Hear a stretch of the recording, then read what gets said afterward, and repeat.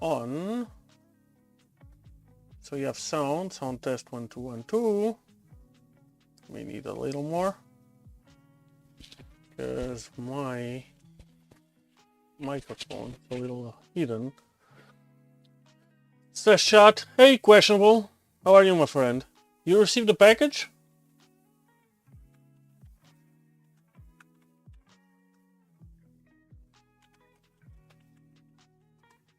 Yes, you have shot.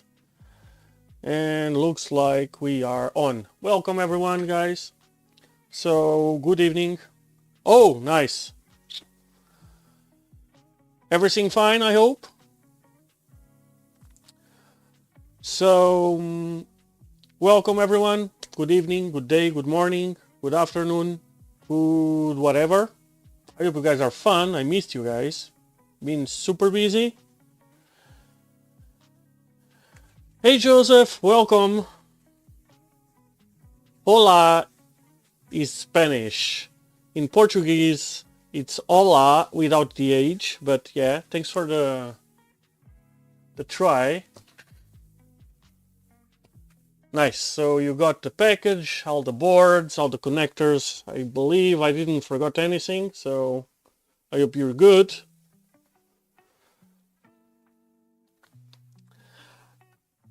And yeah, so we are back to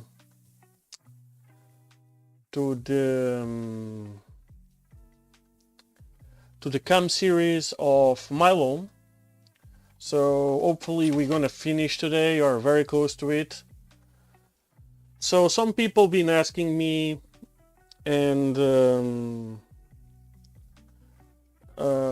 reached out, actually 3 people, including our friend Bini, saying they are thinking about buying the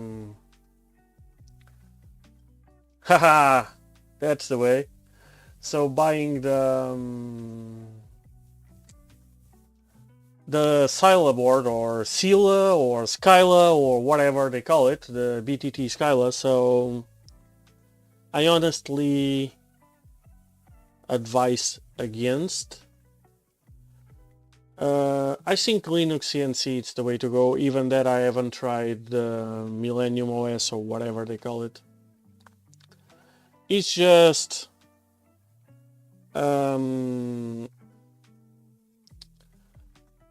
it's a custom firmware.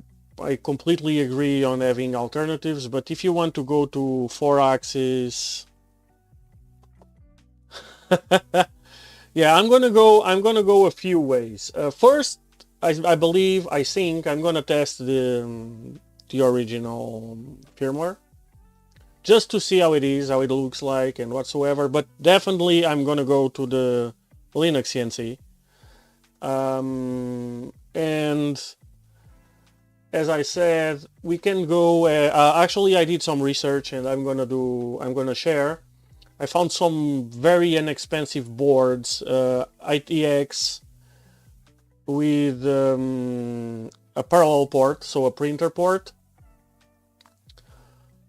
If someone is on a budget or wants to try CNC, Linux CNC, it's pretty much, I believe, the best open source CNC stuff. Lots of people have it. It's proven to work perfectly well. I've seen it work in super high-end machines, 5-axis.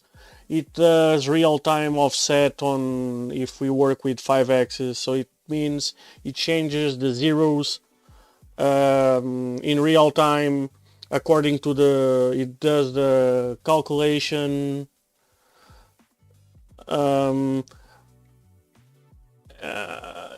They are not that hard. I mean, at least to start with.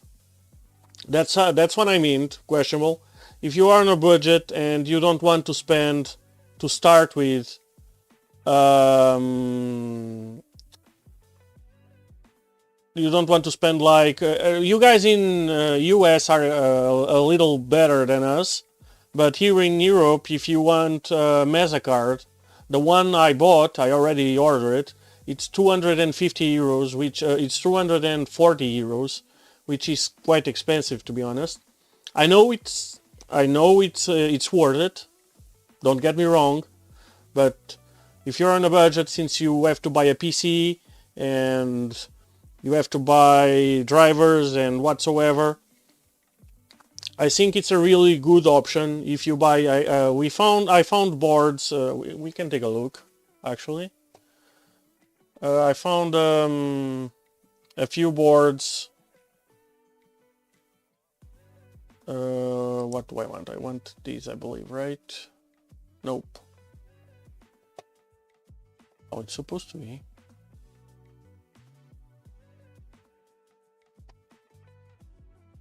Give me a second.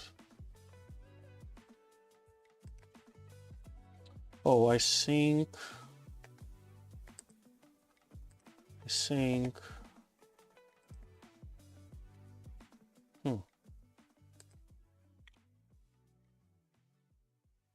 What the hell?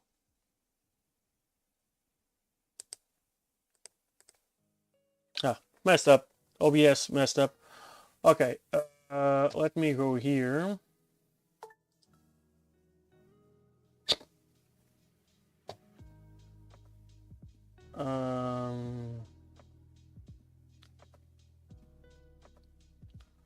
So this is my hardware stuff.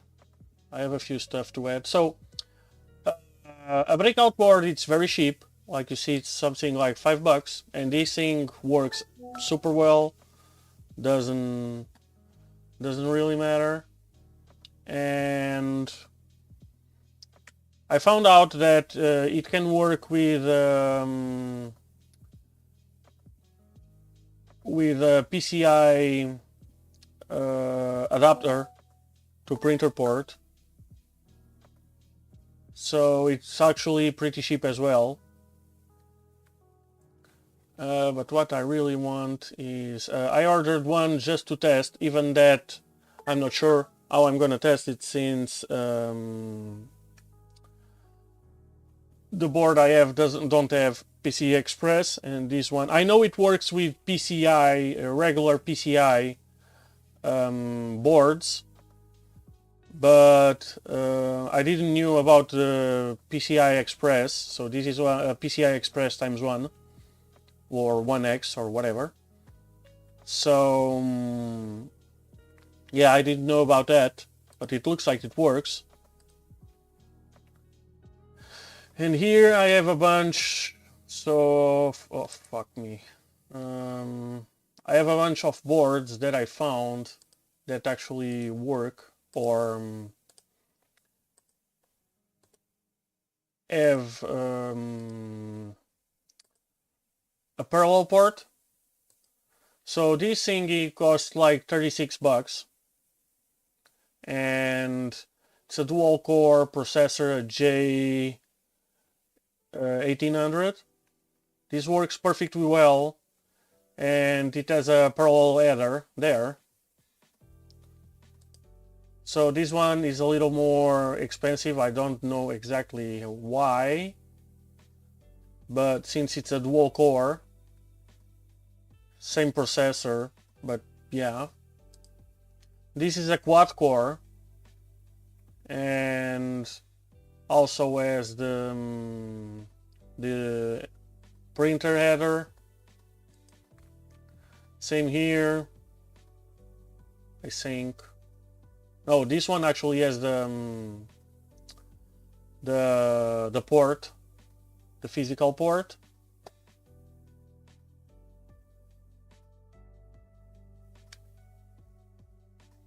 Yep, Linux CNC, it's super, yes, it has some pretty crazy stuff for probing.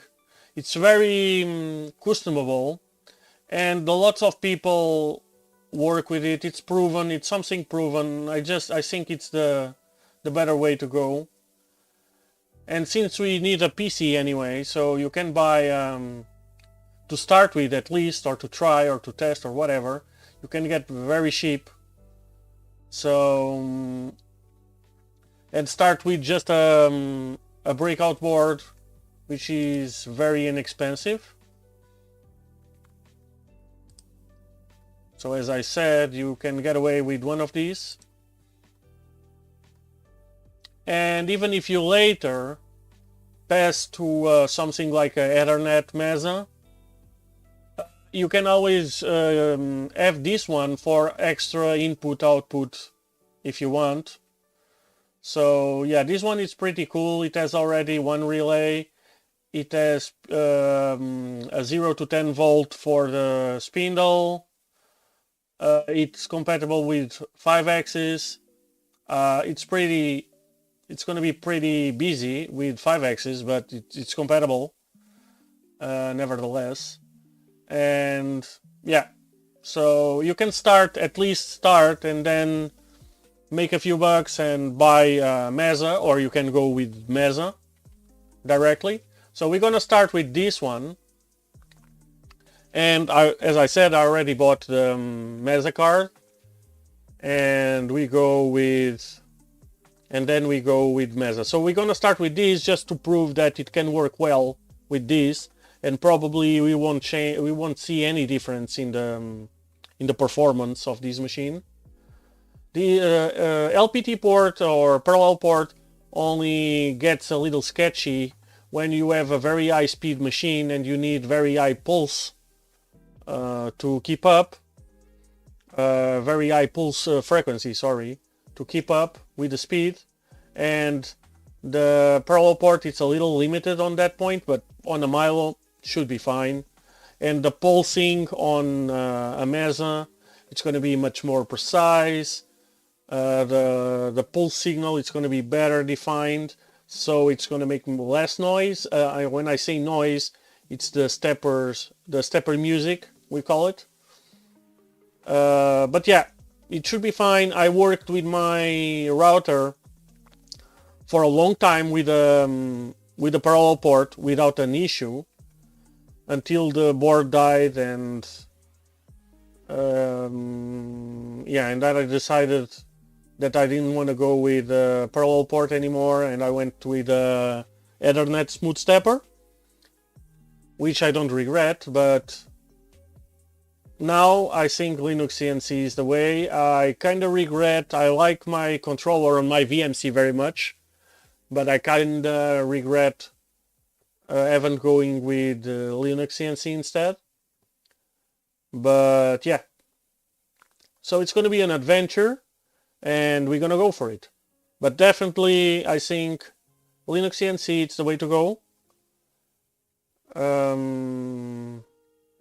Because it's like when you, let's see, Millennium OS, it's like the printers when we had Marlin. So when we had Marlin on the printers before Clipper came, so everything was run pretty much by the printer controller, right? So you didn't have any, it's not like now that with Clipper, what runs Clipper, it's actually the Raspberry Pi, which is a computer, and or at least a much better processing power than the original main board. So going with Millennium OS, it's like on Marlin on a 3D printer. So you have the board doing all the processing for the mill. With Linux CNC, it's kind of like Clipper. So you have the system running on a much more powerful computer, and then the pulses are generated by the board, in this case by the so if we have a Mesa, the Mesa will act as a main board of the printer, and if you use a breakout board, it's the CPU generating the pulses. Anyway, so yeah, it's the way to go. It's very customizable. You can add a lot of stuff, a lot of input. The Cascade, yes, I heard about the Cascade. I have a friend actually, which is a developer, from Warren here in Portugal. He already has one, and it showed me some pictures. It's a gantry machine. I think because of being a gantry machine, it's a little worse for the do-it-yourself and to work with frames, because you're gonna need to work with two axes. I think they work with two axes. Now I'm not sure. I'm not sure if the design is public already. So I know the machine. I've seen it. I don't know much, but I'm pretty sure it works with double Ys or something like that. And it's gonna get some different problems, which is alignment, which needs to be very precise, or otherwise you're gonna grind the rails and the ball screws and whatsoever.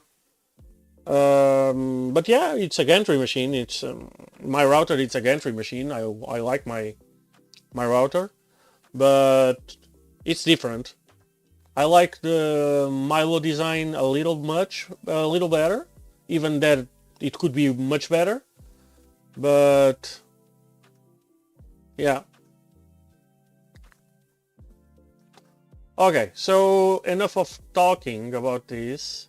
And my friend asked me, oh, so what do I need to change the Milo to Linux CNC? So you need to get rid of the Melo board, and you need to get some drivers, some physical drivers for the motors, which is something you need already. So I recommend these DM556s, which the 542 should be fine as well. I'm pretty sure it's about the same specs. I think the 556s are just more recent, and I believe they can handle more voltage. Let me check. Where is the... So they only have here the specs of the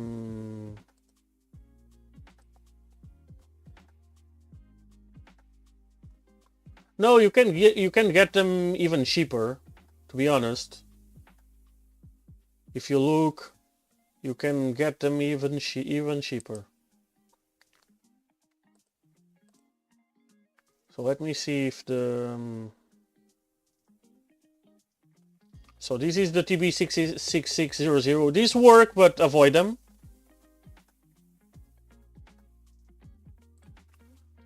Okay, so the DM, oh, it's pretty much the same shit. So yeah, 24 to 50 volt, that's fine. 18 to, this is 50 volt as well.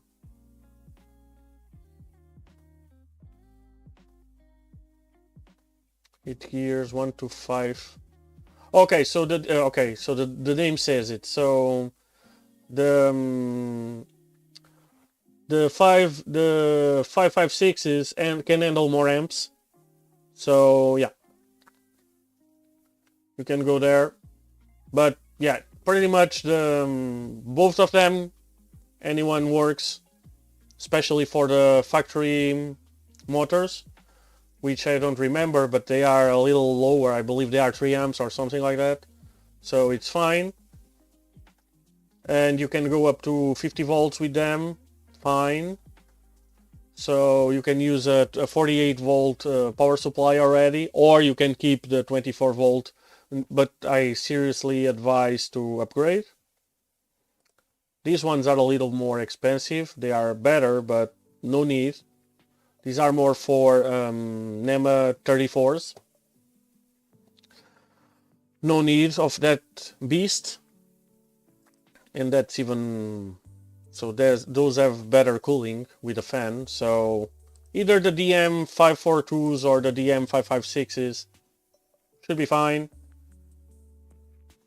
Or are fine. Doesn't really matter. So you need 3 of these, and like I said, you need the PC. If you go with a parallel port, you need the PC and the breakout board that you can handle. You can go as low as, I don't know, $50, something like that. So, or you go with the Mesa. If you're in the States, I seriously advise to go directly to Mesa, and you spend $150 and you get a 7i 96X S, and you're good to go. Or again, if you want to wait a while, just go with a breakout board, and you'll be fine. A parallel port breakout board, you'll be fine. But yeah, that's about it. So that's what you need.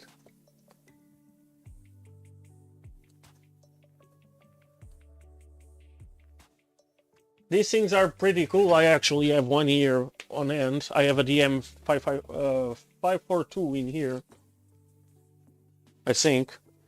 Yeah, it's not a DM, it's a DQ, but it's the same shit. So this actually, it's proper size, like compared with my end. It's a proper size driver with a proper heatsink. As you can see, these are quite old, so these run my router for a good while. And yeah.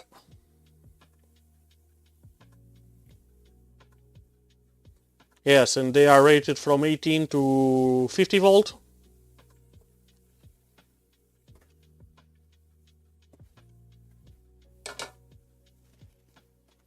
Proper stuff for CNC machines. And yeah. Okay, so let's go back to, or let's start with, actually. Let me close up this shit. Let me see, what did I order. So I ordered one of these thingies. These come in handy. These are very cheap, just relay boards. So you can activate and deactivate stuff with relays. It just takes a very small signal. You can select if you want 5, 12 or 24 volt. 5 volt it will be fine for our need, because it will work with either the parallel port or the or Mesa. They work with 5 volts, so this should be fine. So this can be used for, let's say, activate coolant. When I say coolant, I'm going to use mist coolant. So it's going to operate basically a solenoid valve to turn on the air pressure or turn off. I bought a 6 one because why not? I'm not sure if I'm going to need more of them, but yeah, I'm not sure if I'm going to need. I know I'm going to need for the solenoid. I'm not sure if I'm going to need for anything else. I'm not even sure what the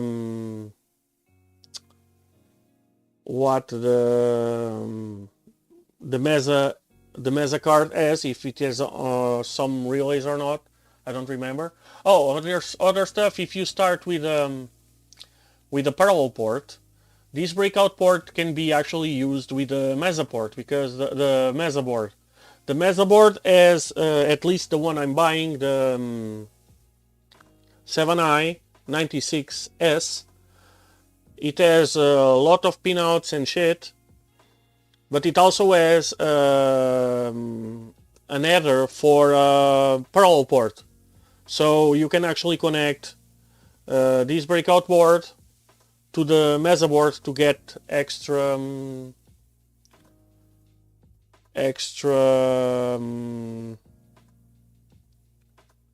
input output. I'm not sure if I was showing my screen. So as I was saying, I ordered this relay board, very inexpensive. So 6 relays, 5 volt, costs about $5, no brainer. and you can use what forever. You can use for mist, let's say. Sometimes it's also good to have just air spraying. So you can have mist, you can have air, you can have whatsoever if you need to just turn on or off something, lights, I don't know, fans for cooling or for, I don't know, anything you may need. It's a good thing to have. So what more? I bought the breakout board. Even that I have one, but I want to make sure one of these sheep ones are the same. I'm pretty sure it's the same that I have. Let me check. I think it's here on this bag. No, actually.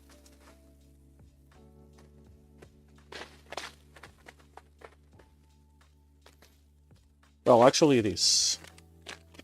I could swear it was blue like that one.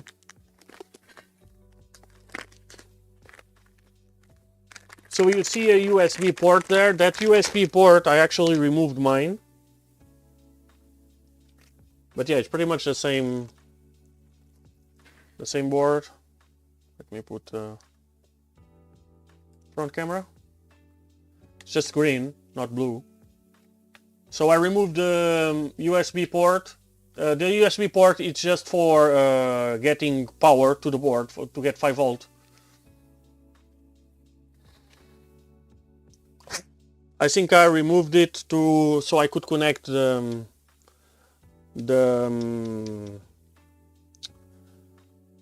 thing directly to the port. I don't remember. So yeah, pretty much. So I have one, but I ordered another one because they are so cheap, and I wanted to make sure it was the same model.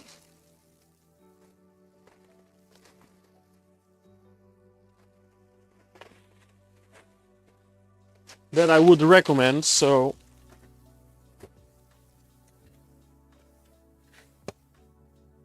what else?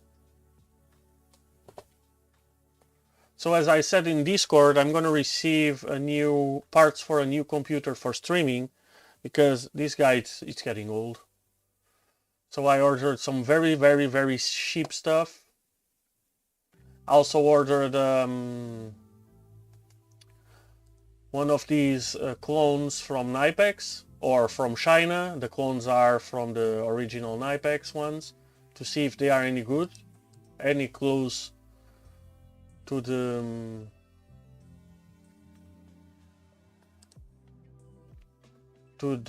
original one. So I bought a bunch of knives as well for friends.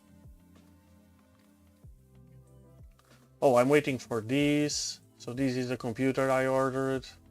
Yeah, nothing more interesting for the Milo. So yeah, let's go back to the stuff. Oh, again, I wasn't showing. So I ordered the board, the PCI Express to parallel port to test, and the pliers that I was saying. I shown on Discord. They are quite cheap compared to the original ones, and you can get all of them for the price of one original one. So it's kind of interesting to see if the quality it's nearly close to the original ones. We'll see.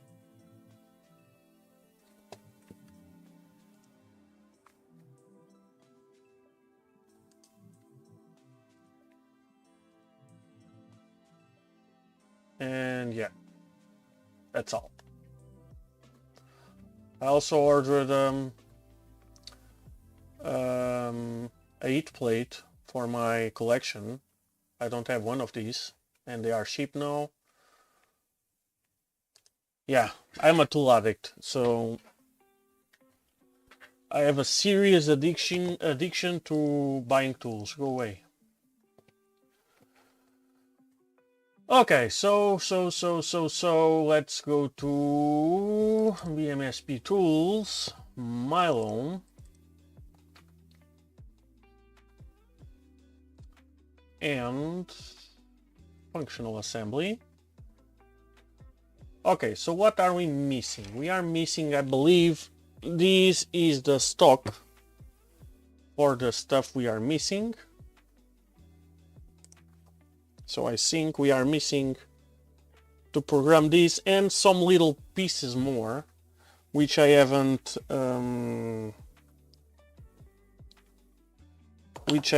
cut the stock because I need to. They are little, so we're gonna machine them all in one batch, and I actually need to know what size of stock we need before cutting it. So sometimes it's like that. Sometimes you need to know what stock you need, and sometimes you have stock and you need to work with that as long as it's big enough. Okay, so Fusion. Okay, so we have done last stream we were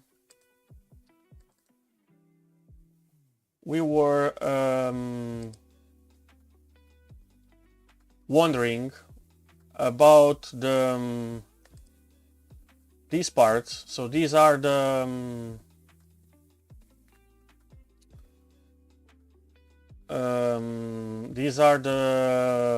ball nut holders, and so we were wondering about their sizes because I ordered the two different ball screw sets from two different vendors, and as you guys, I'm not sure if you remember, but they had different gaps in. So when the ball nuts are aligned close together, one has like 0.1 millimeter gap, and the other one has something like 0.9 to 1 millimeter. And we were thinking about how to deal with that. And I said I would need to know which ball screws we would use in order to match these parts with that. But I remember during sleep a different solution. We can use shims, precision shims, on the other side of the nut. So let's say, let me start a new thingy here. So let's put here 2 walnuts. Okay. So let's rotate it like that and push it away.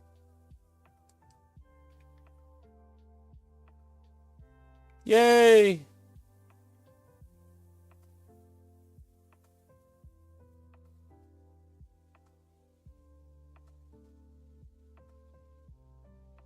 Nice. That's cool.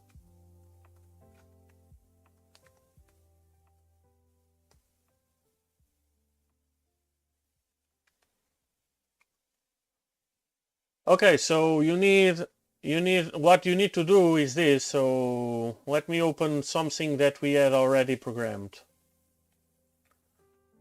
Yeah, we have this. So what you need to do, you have the pads done, right? So let's say let's say you want to export this path. So what you need to do is go press with the right button, post process. You select your post processor here.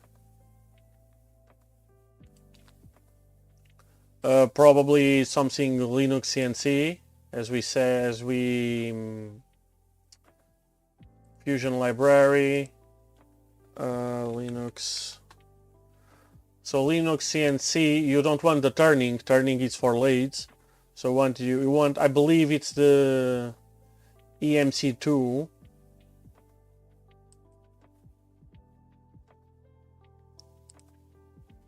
Yeah, I'm gonna copy to.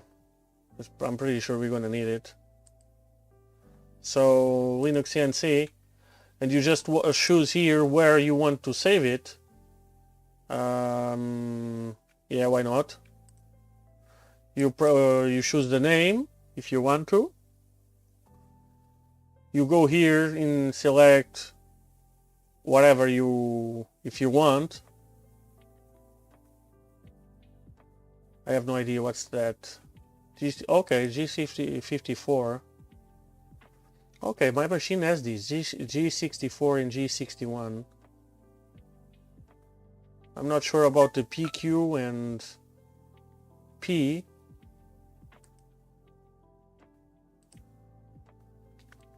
So on my machine, I believe G61 is the exact position, and 64 it's smoothing. Yeah, it doesn't matter. For you to try, it doesn't really matter. You don't need your rigid tapping or whatsoever. This doesn't really matter. Preload tool, probably. You can take a look in here to check the tolerances and whatsoever. Doesn't really. It's not really important. Save retracts in G53, that's fine. So yeah, you pretty much go select whatever and just post. And you get this file. And you load it in Linux CNC. And as soon as you load it, you can take a look here.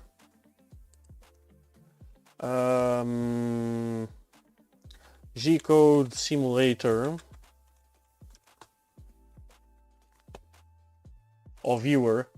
Yeah, I usually use this NC viewer, so you can drag the file here or you can open it. So if I remember correctly, it's either an NC or a tab file.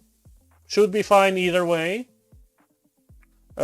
Actually, it should say post-process. Yes, NGC extension. Yes. Actually, usually it's NC or tab, but looks like Linux CNC likes NGC. It's the same thing. Just the extension that changes. Pretty sure the file structure it's the same. So NC programs. And see, you can check here if it's something like it's supposed to be. So there it's your origin point. So you can see it starts a little higher to do the feeding. And it goes deeper for some amount.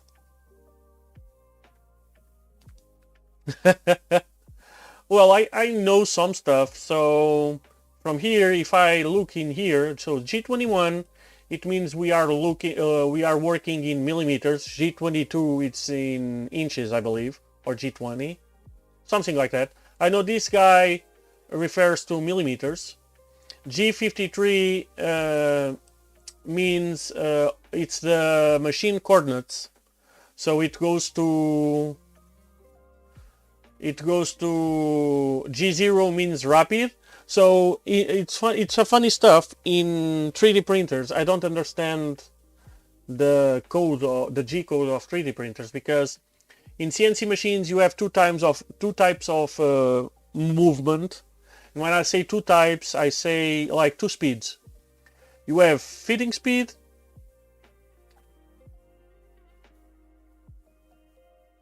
I want to use origin to touch off. I'm not sure about that. What you mean about that question? So as I was saying, in 3D in CNC mills, you have two speeds. You have the feeding speed and the rapid speed. The rapid, or rapids, or whatever you call it, rapid, I believe. Basically, it's a position movement, and the machine will move as fast as it can to that position. So it's a G0, and you have the feeding speed. The feeding speed, it's a speed you're gonna move to cut, or you define the speed. So if you do, and it's a G1, and with the G1 you define on the code the speed you want, and with the G0 you don't need to specify anything, because the machine will move as fast as you have the rapids to be. So if, let's say, if you have a machine that's set to maximum feeding speed is 3000 and the max in the rapid speed is 10,000, so every time you define you use a G0 command, it's going to move at 10,000 because it's a rapid speed. And every time you use a G1, you're going to move at the speed that you define after, because let's find the G1 in here. So we have the G53 means the word coordinates, it's the machine coordinates. T3M6, it means to change the tool to T3. S10000 M3 means M3, it's starting the spindle clockwise. At S10000 means S is from spindle, 10,000 it's 10,000 RPM. G17, G90, G94, I need to check whatever it is in, I don't know in Linux CNC what it is, but it's pretty sure it's the same in Mach 3, but I don't know what these are. G54 means we select the work coordinates. So G53, it's according to the ohm switches of the machine, or whatever ohm system your machine have, and that's the G53 set of coordinates. While in 3D printing we always use the G53 because it's all according to the machine position.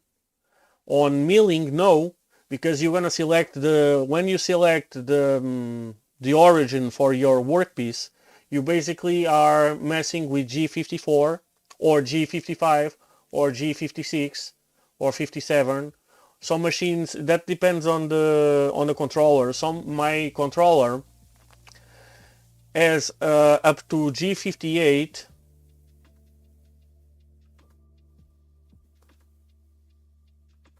Yes.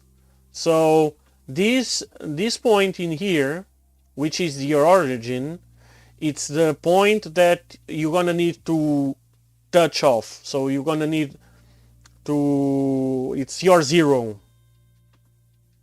No, there's no basic stuff. There's just stuff. So yeah, so as I was saying, G53, it's the ohm of the machine, so it's related to the ohming system of your machine.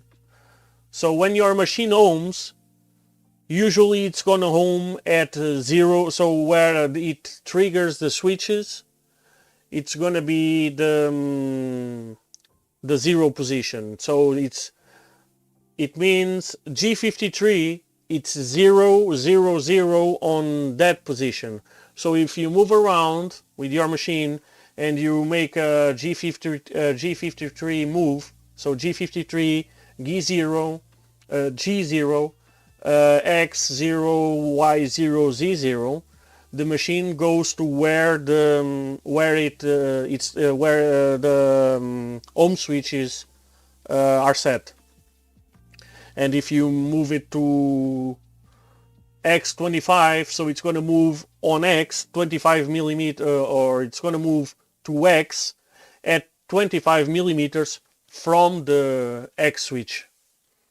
So G53, it's always the machine ohming system. And then G54, then it depends on the controllers. Usually G54, G55, G56, G57, G58, and G59. So these are work offsets. And some machines, then I have something like G55, G54.1, G54.2, whatsoever. Well, yeah, it doesn't matter. If your machine doesn't have ohm switches, that means you just can't use G53 movements. So in here you're gonna have a problem, because since you don't have the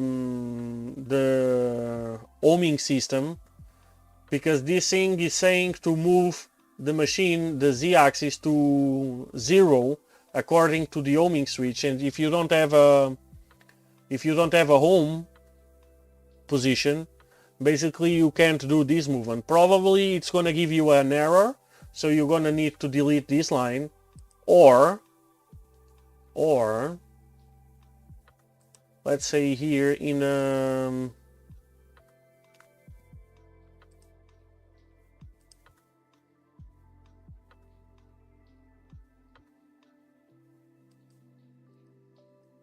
sometimes in the post processor you have an option to disable machine simulation. It's not.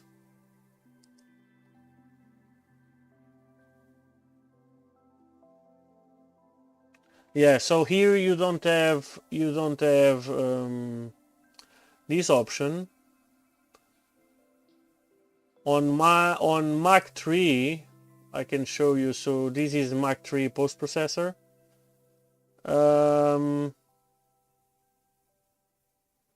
I can disable the G28 safety retracts, which are those things.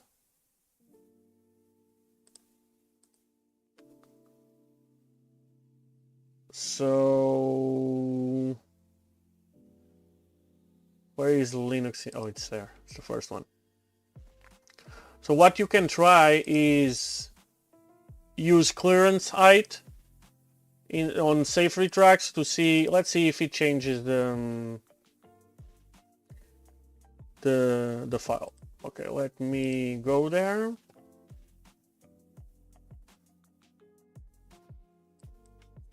So let me load it again because it changed.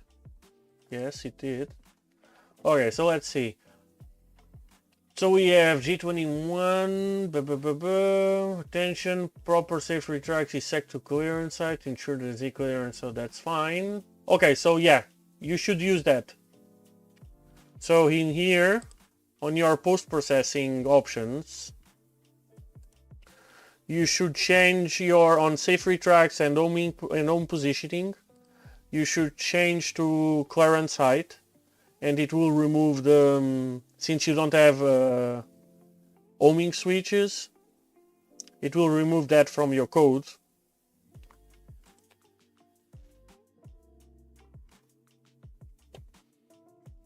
Okay, so G54, it's selecting the work offset for G54. I know this maybe it's a little complicated at first, but about this G54, G55, and G56 thing. But let's say, for instance,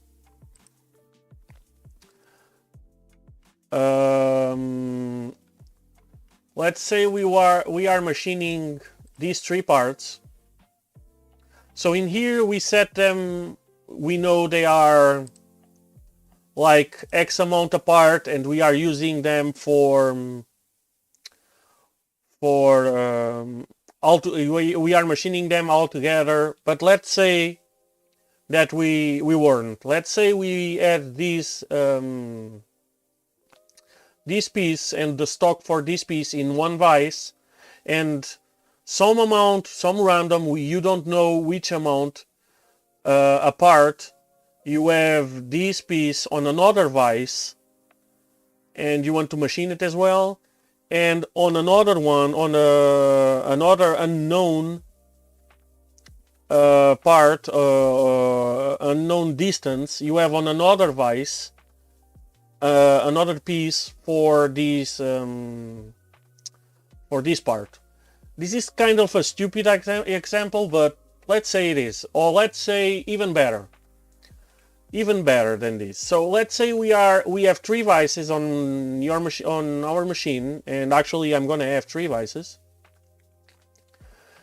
and I want to do 9 parts at once. So I want to repeat this part on the other two vices, and I don't want to model everything, and I don't want to set the stocks on my machine and measure how far away is the second one from the first one and whatsoever.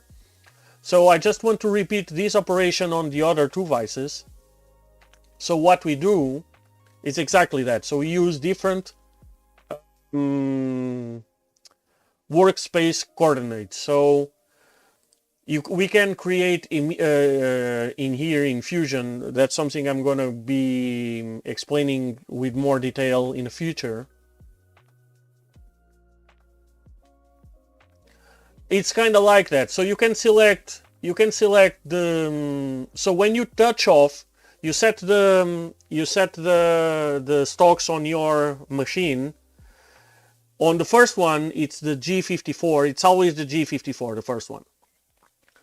So on the first one, you're gonna select G54. You're gonna do the touching, or the probing, and you're set. Then you can change to G56 or G55, which is the next one, and you do another touch off on the second stock, and then you do G56 and you do another touch off on the third piece of stock. And then the only thing you need to do is where is our G code? So it's our G code. Basically, you can do this automatically, but if you want to do it manually, it's the same thing. You just need to copy all the G code and repeat. You copy to the after finishing your program, or actually not after finishing, but after finishing the movements before the M30. M30 means end of program.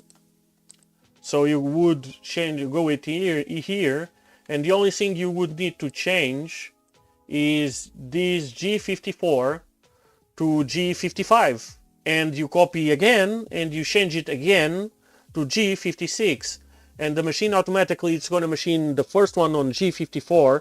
Then you change, when you do the G55, the machine will set, okay, so now I'm working on a new 0 on the G56, on the G55 0, and I'm going to run the program all over again on this position, and then it will go to G56, which is the new 0, and it will run accordingly on that new 0.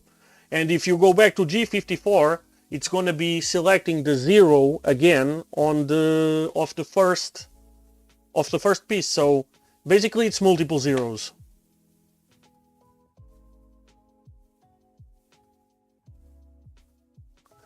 Well, it's kind of confusing, but it's a program. So it's like, it's a macro. What is a macro? A macro is a program. We just call it a macro because it's something we use regularly, and you call it whenever you want. So a macro, it's a piece of program anyway. It's programmed like the program with the same language. It's just do some stuff. It's like a nickname for a program. A macro, it's a program with a nickname, basically. So when you say you have a macro called tool changer, You just call it tool changer, and it makes that program. It is what it is, right? A macro is just that. And in here, so it's like working with multiple zeros, basically, or multiple origins. So G54 it's one origin, G55 it's another one, and G56 it's another one, G57 it's another one. Why is this useful? Well, for this case, if you are machining, you have multiple vices, and you set multiple stocks, you want to make several the same parts, just repeat on the second vice, on the third vice, on the 10th vice.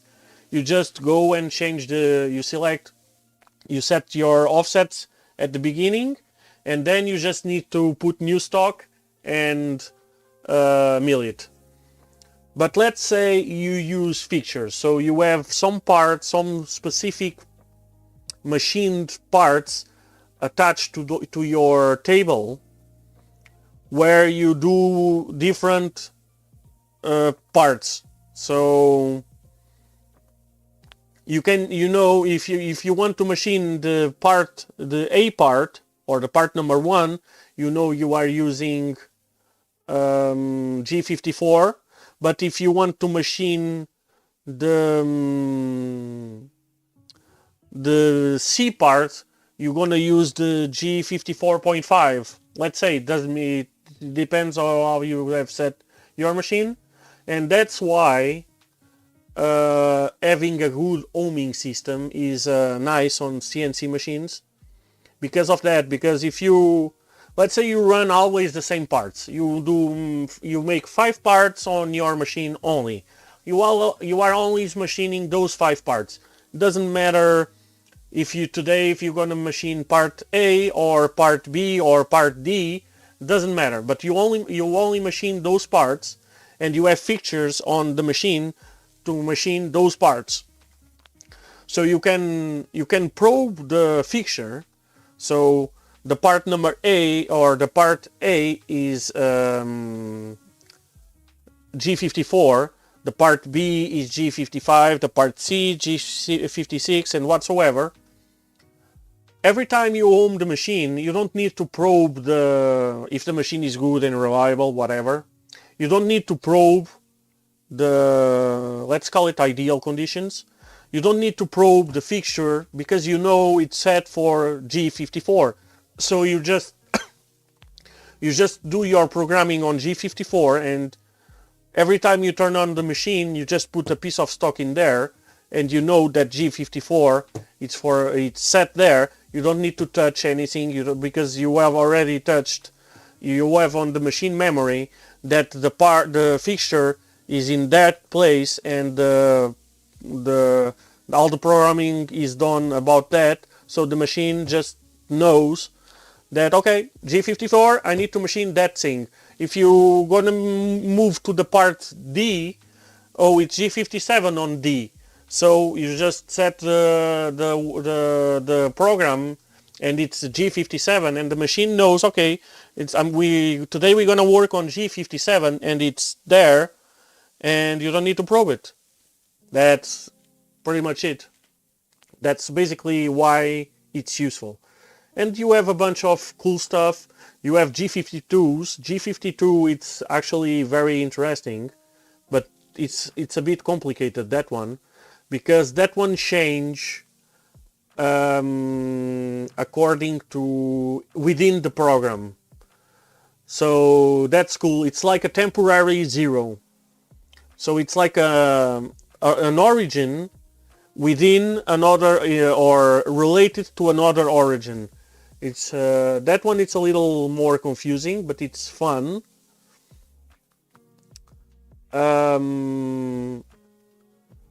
If you use, like on this part, we use this 0. So if we did a G52 X2 Y2 Z2, it would set temporary 0 at the coordinates 2, 2, 2. So it would be here, and from that long, that would be the new 0. So everything programmed, it would be related to to that new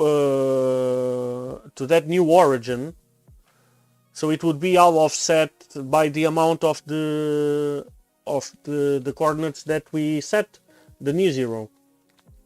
But sometimes it's useful. It's how I manage with when I showed that video with the machine turning, the mill turning that piece, like working as a lathe. I used that system to. That's how I set the tool positions for the lathe for the cutting. So I have that plate which is fixed with the tools. It's always the same. So when I do the touch off or whatever, the zero of the plate, I do it in the same thing. But then every time it's gonna use a new tool, it's gonna set the origin for according to the offsets of the end of the tooling, according to the G54 I used. It's a little confusing, but it makes sense. But yeah, this program is very useful to make sure that the toolpath you programmed, it's actually something that, if it looks good, basically, so it may be wrong, but at least, okay, that's what I'm hoping to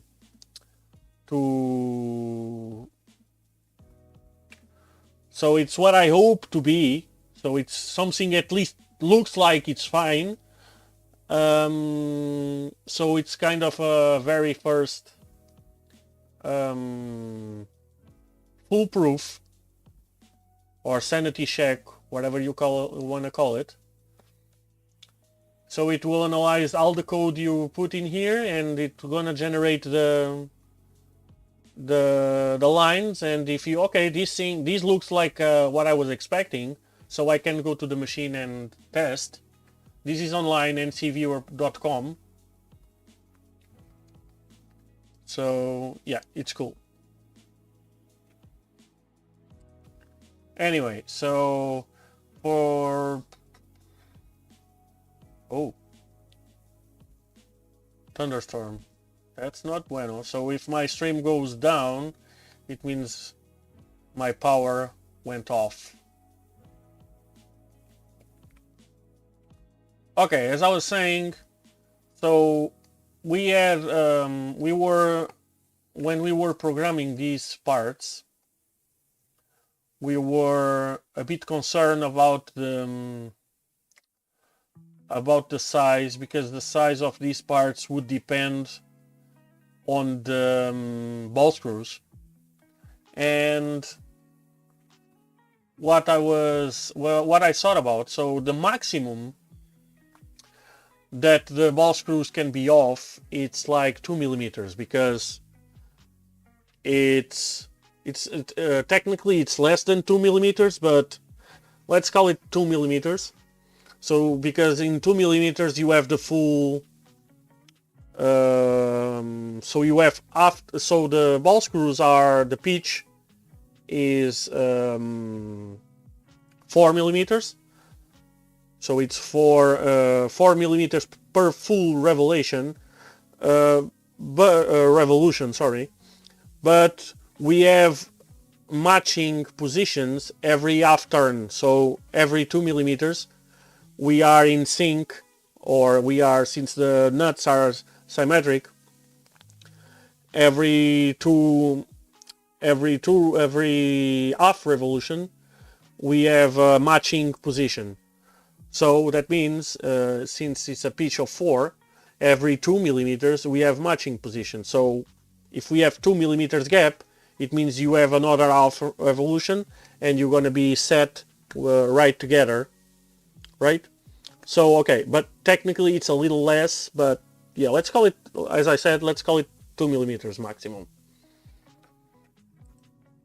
So what we can do is okay, let me load in a ball nut. holder. Okay, so this doesn't matter. Okay, so let's call this guy, it's the fixed, so let's pin it. It's the fixed nut. And let's align it with this guy. Actually, let's join it.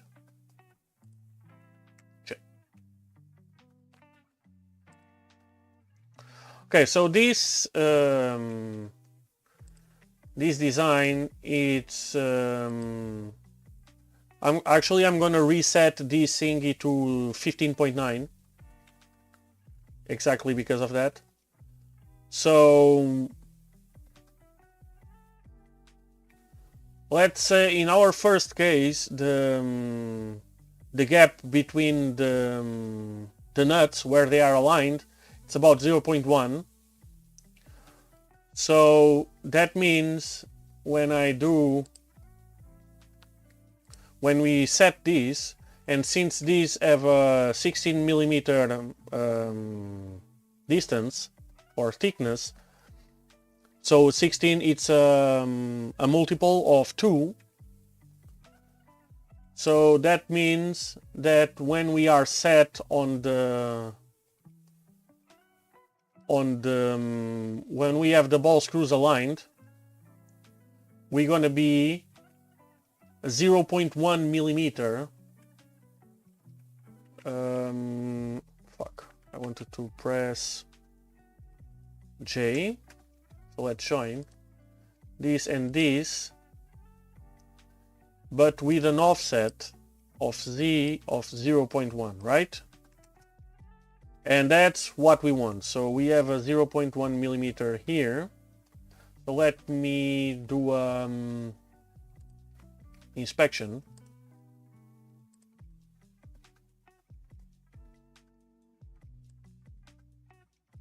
Let's cut it roughly enough.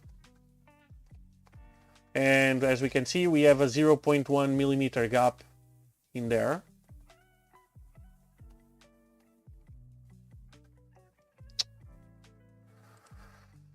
I'm stupid today. Okay, so we have a 0.1 millimeter gap. So our problem is, what about if we have, as we have on the other case, it's a 0.9 millimeter gap, or 0.9 or 1 millimeter gap, doesn't matter. So what we can do is actually to keep, because what's the worrying part? The worrying part is you want the preloading nuts on this cage in here. That's the only problem is that, because you want them in here so they don't move, since you want to keep them centered pretty much. So this distance needs, from this face to this one, needs to be pretty constant within a few tenths of a millimeter. So it can be a little further, but if it's a little further, you need to compensate with shims, because you want the preload to be always the same. But let's say we want them constant. So if we have 0.9 millimeter instead of a 0.1, what we can do, it's actually shim this part, this guy, away 0.8 millimeters, right? So if we edit this joint and we move it there, actually there, so minus 0.8 millimeter, we have our problem solved. So what the only thing we need to do is just put 0.8 millimeters in shims in here, and since shims are very cheap, precision shims, So that's something that I also bought a bunch. Give me a second.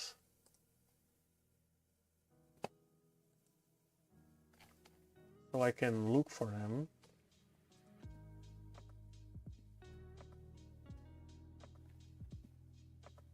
Here.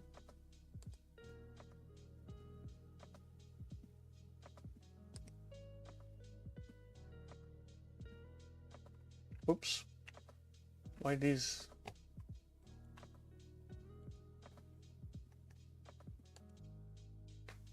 Okay, so here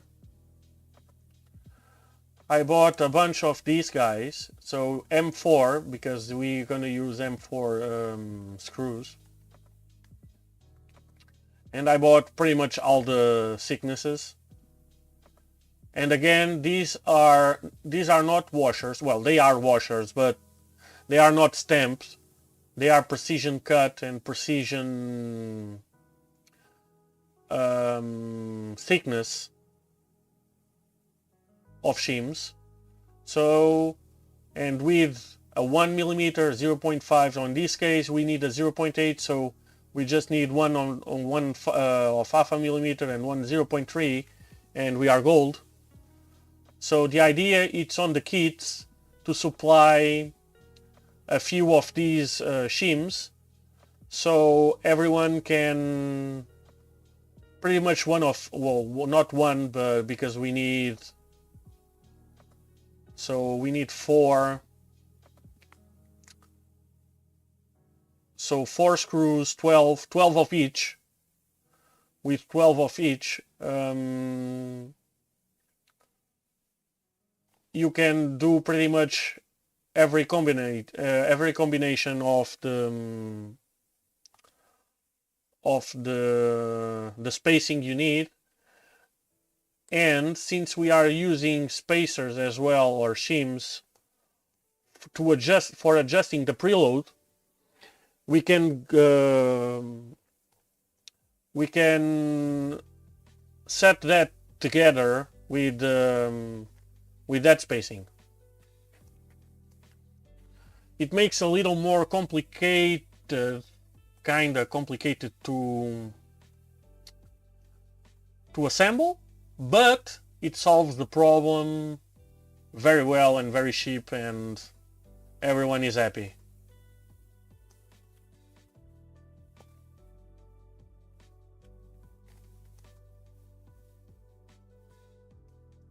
So something that I'm going to recommend to everyone buying, if you're in CNC stuff, is a filler gauge. These things are super cheap, and it really can save your ass. So these things basically are a bunch of sheet metal or metal sheet blades or leaves, let's call it leaves, with specific thicknesses, so you can use them to feel, like, to measure gaps and or precisely measure gaps. So you can use either one of the blades or the leaves, or a few of them together, in order to get to precisely the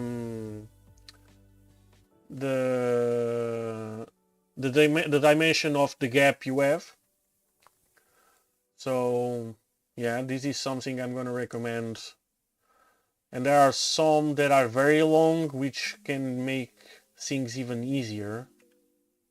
Yeah, like this. So they are a little more expensive, but worth, in my opinion. So these are 200 millimeters long, so 20 centimeters. Actually, I think I have one of these here.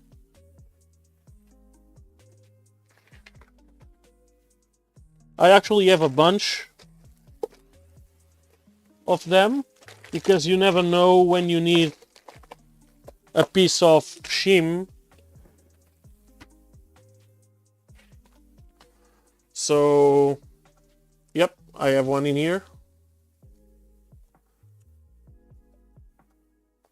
Like for setting valves, exactly. So these things have these long ones don't have many different sizes, but it's enough. I have something from 2 cents of a millimeter, which is pretty much a little less than 1,000 of a inch. Sorry, let me put. Where's my mouse? Here. Yeah. So 002, it's the thinnest, the thinner. 003, 004, 005, 006, 007, 008. So we have from 002 to 01 in 1 steps. Then we have a 15, 20, 25, 30, 40, 50, 75, and 1.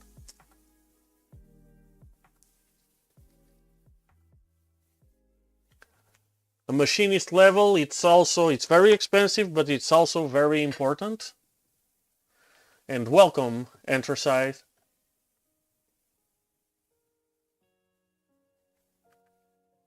Yeah, I meant to buy, I've been wanted to buy a Shars one for, I believe it's a Shars, right? No, a Starrett. Sorry. A Starrett one, but they are so expensive. I've been avoiding. I have one very precise one, a machinist level, but it's too precise. But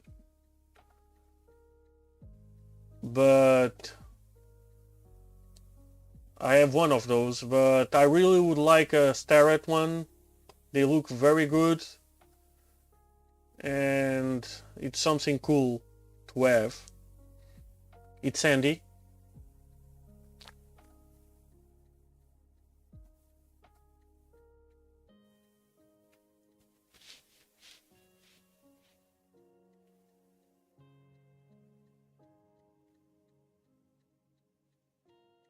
Yeah, the one I have, if I breathe too heavily around it, it will move the bubble. It is stupid.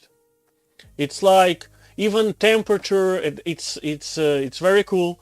Temperature actually moves it. So if with the contraction and dilation of the metal, when the temperature change, the level moves. It's stupid. It's too accurate for what I need. When I need to set up my lathe and stuff, Jesus, I need to, when I set it on place, I need to wait a full minute for it to settle, to perfectly settle, before I make any adjustments. So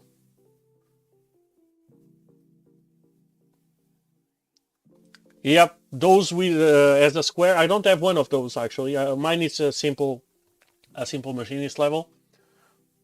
But yeah, I've seen those that are a square.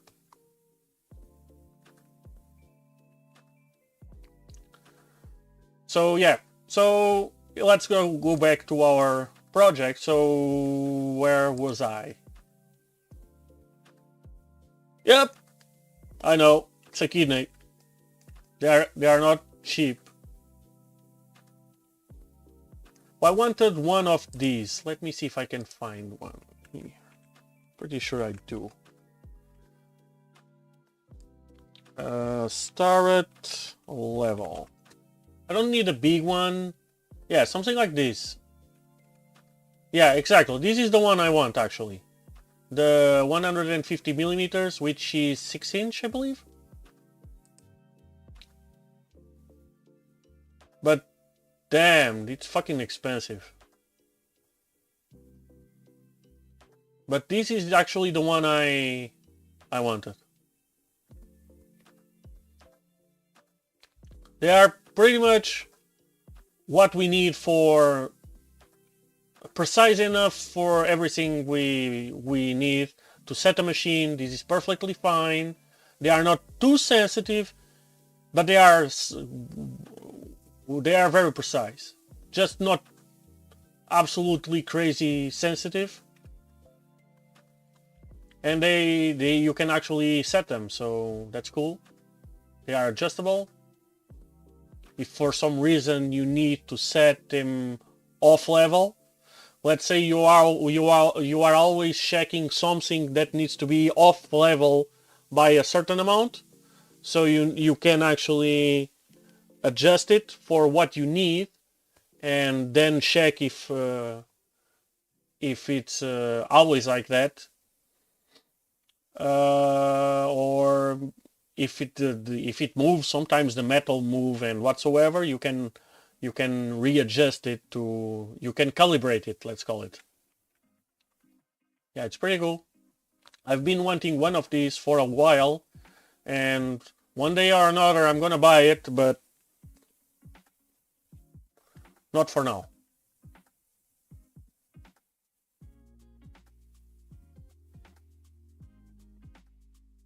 Yep, I seen that.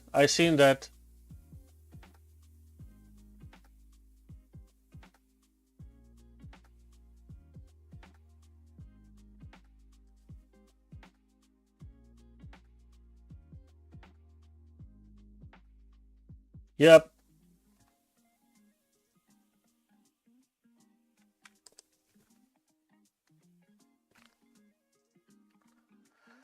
Anyway, so we figure out these problems, so let's move out. That's explained. Let's move on.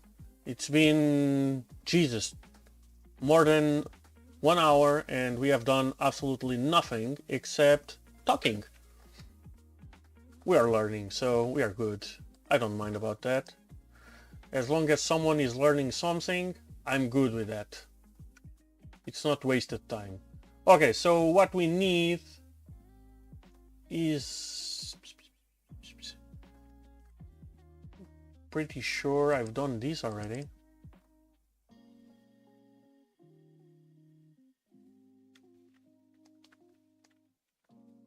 Yeah, we've done that one, so this one it's done. I don't know what he's doing here. Yep.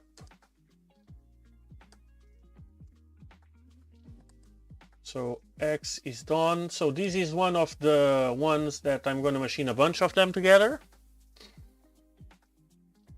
When I say a bunch of them, I say at least 3. But let's keep it for now. Same with this, probably not sure. So let's go to the fun stuff. Let's go to this one. Yeah, let's go to the Y motor mount.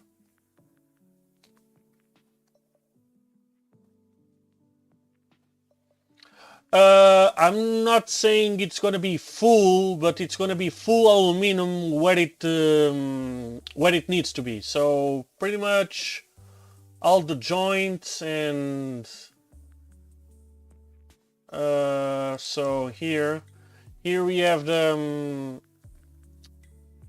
so this is the functional assembly, and okay, these parts, the skirt, what we call the skirts, they are no need to be aluminum, but I'm gonna make them aluminum since they're gonna hold the feet. But yeah, all the parts where the motors are in are aluminum. The plates are all aluminum. The spindle mounts are aluminum. The motor mounts are aluminum. Yeah, pretty much.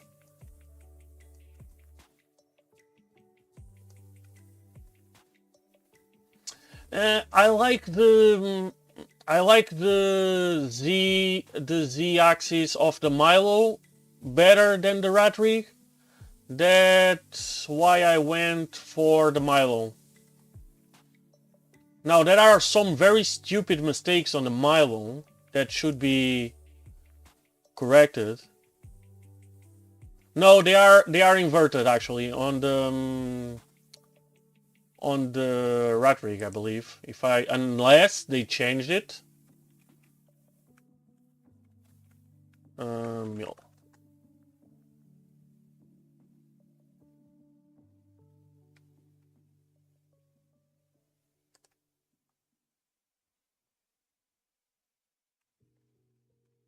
Yes, they are inverted.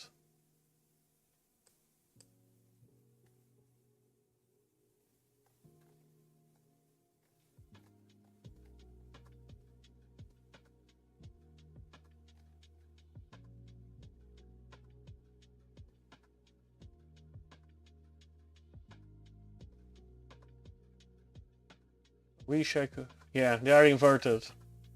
I prefer the axes all on the column as Milo has it, instead of being like that.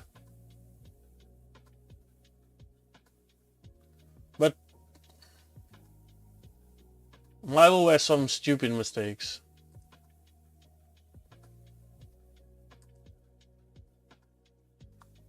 Like why these plates don't come to the bottom. I'll never know. It's a goddamn so stupid fucking mistake. Yeah, I understand they have some kind of drag chain going here, but that's no reason. So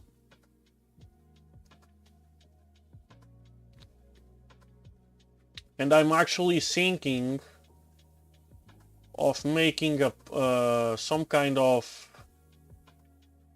plate to add in here, so that will screw on the bottom here and on the floor here, like that, to give it more stability on the so like that. If I can make myself clear. So something like, let's just do a quick drawing here.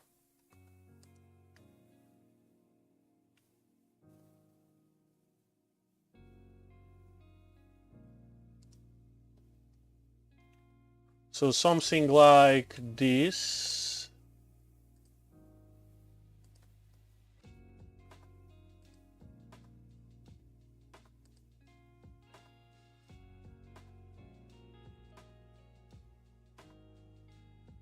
Just very crude.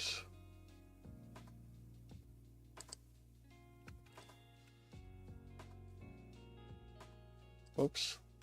Fucked up here somewhere.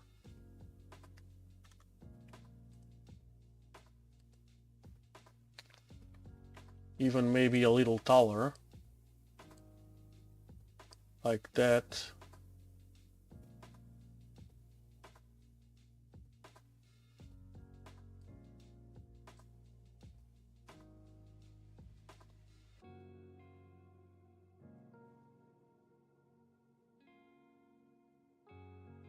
Well, yeah. But the point is, so now I'm not sure if you guys seen the latest model. So they got rid of the... so something like this would be, even like a 10mm plate would be fine. 10mm, not sure. The problem is to hold it down here. I need to check. I was thinking about this yesterday or something like that. I need to figure out something to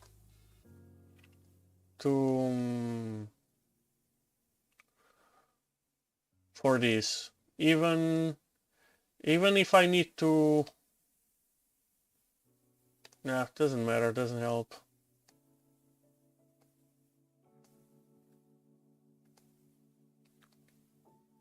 I really would like to put something like that, but I need to hold these two there. That's kind of a problem.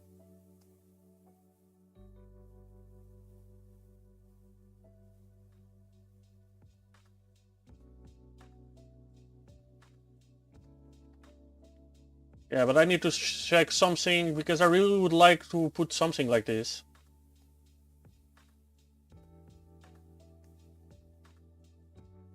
Just to make it more stable on the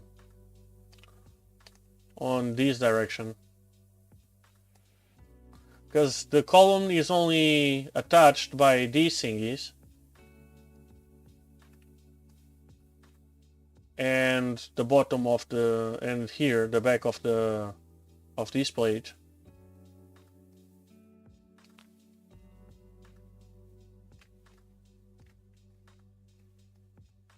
We'll see.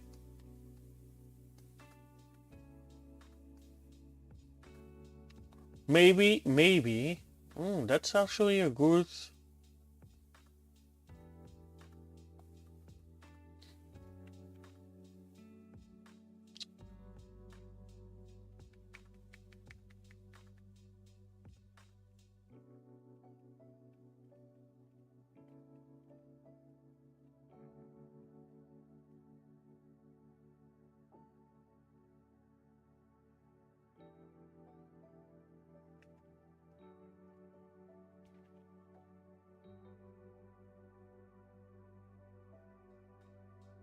Maybe we can do something more fun, actually. Maybe we can make a epoxy granite thingy. Something like this. So the idea is getting it to do it cheap, right? We can always 3D print a mold for doing, and do it instead of aluminum, which is expensive, and do it an epoxy granite block with all the holes positioned. We can do that. We can do that. Yeah, that's fun. And we can do an epoxy plate for this thingy. It can be even bigger. We can make it bigger, because my concern here is the... Actually, it doesn't need to be like this. It can be like this, but instead of like that, it can be something like this instead. So we have more meat in here. And I'm not sure if you've been following this project, Anthracite, but the idea is to fill the whole thing with epoxy granite. Every gap we have with epoxy granite, every hollow hole from the frame. These things, these parts in here. So let me hide this. So this from here to here, it's supposed to be epoxy granite instead of 3D printed material. So if we do something like this, and when I say epoxy granite, it's epoxy mixed with sand, quartz sand. So something like this. Yeah, I'm gonna think a little bit about this, and we can let hollows for the holes.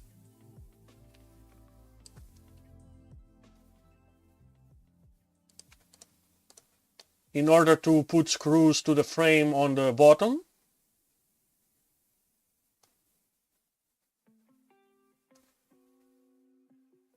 And it can be something like 20 or 30 millimeters thick. Something like that.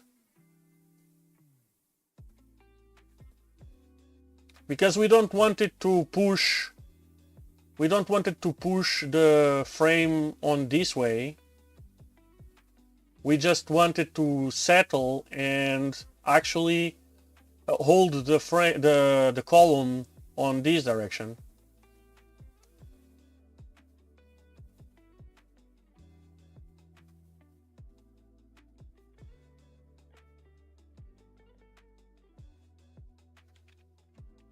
Yeah, thank you.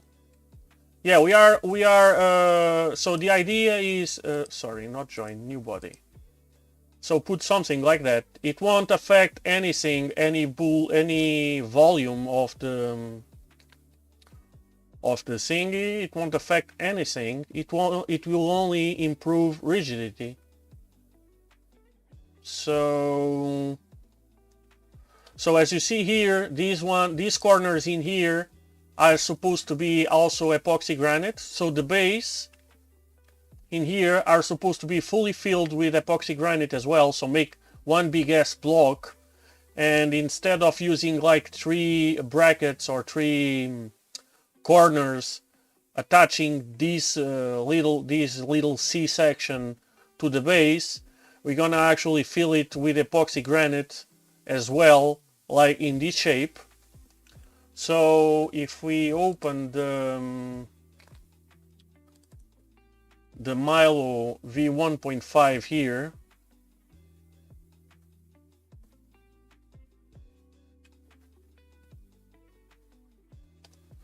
since we have all, as you see, they use these little corners here attaching the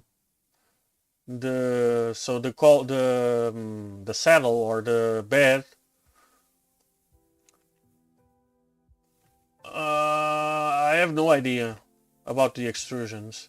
I know they dump the bottom the bottom part, but since on this version I think it's 2020. I'm not sure. I won't say because I'm not sure. So instead of using these little corners in here, 3 corners on each side, what I'm gonna do is I'm gonna fill everything with epoxy from here to here.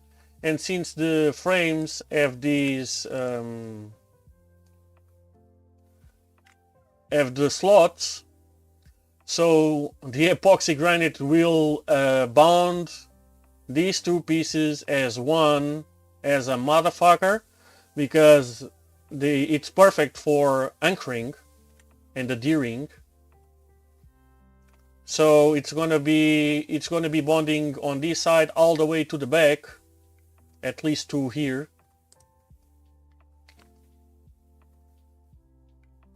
And same on the other side. And make this thing, instead of only that C frame in there, make this thing a full single unit to support the whole machine, basically. So that's the idea in here. Oh, I also have, fuck, they are downstairs, the first model of the bellows, but I'm not sure if I'm gonna stick with that.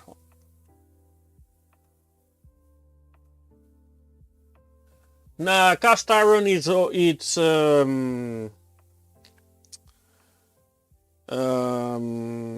outdated. Epoxy granite, it's the way to go. It's cheaper, and it actually has a better performance, anti-vibration performance. If you put the same weight in epoxy granite and in cast iron, or no, sorry, the same volume in epoxy granite and cast iron, the epoxy granite will have better results. And if you put in the same weight, because epoxy granite it's much lighter, it's so much better. So yeah, that's why the big guys are going with epoxy granite now. The molds are cheaper, they last longer.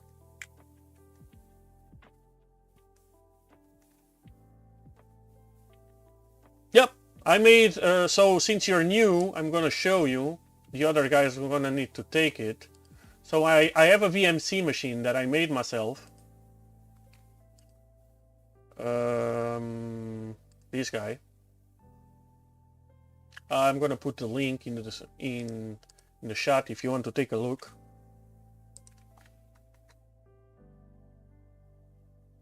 And that's pretty much what I did. I did a big ass machine. So this is my machine, and these blocks are epoxy granite, but this is like 2.5 tons machine, so it's a big ass machine. Well, at least big ass for me. There are bigger machines.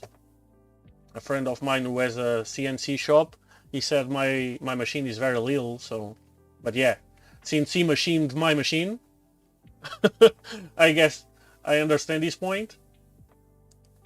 But compared to a Milo, yeah. Where do I have pictures?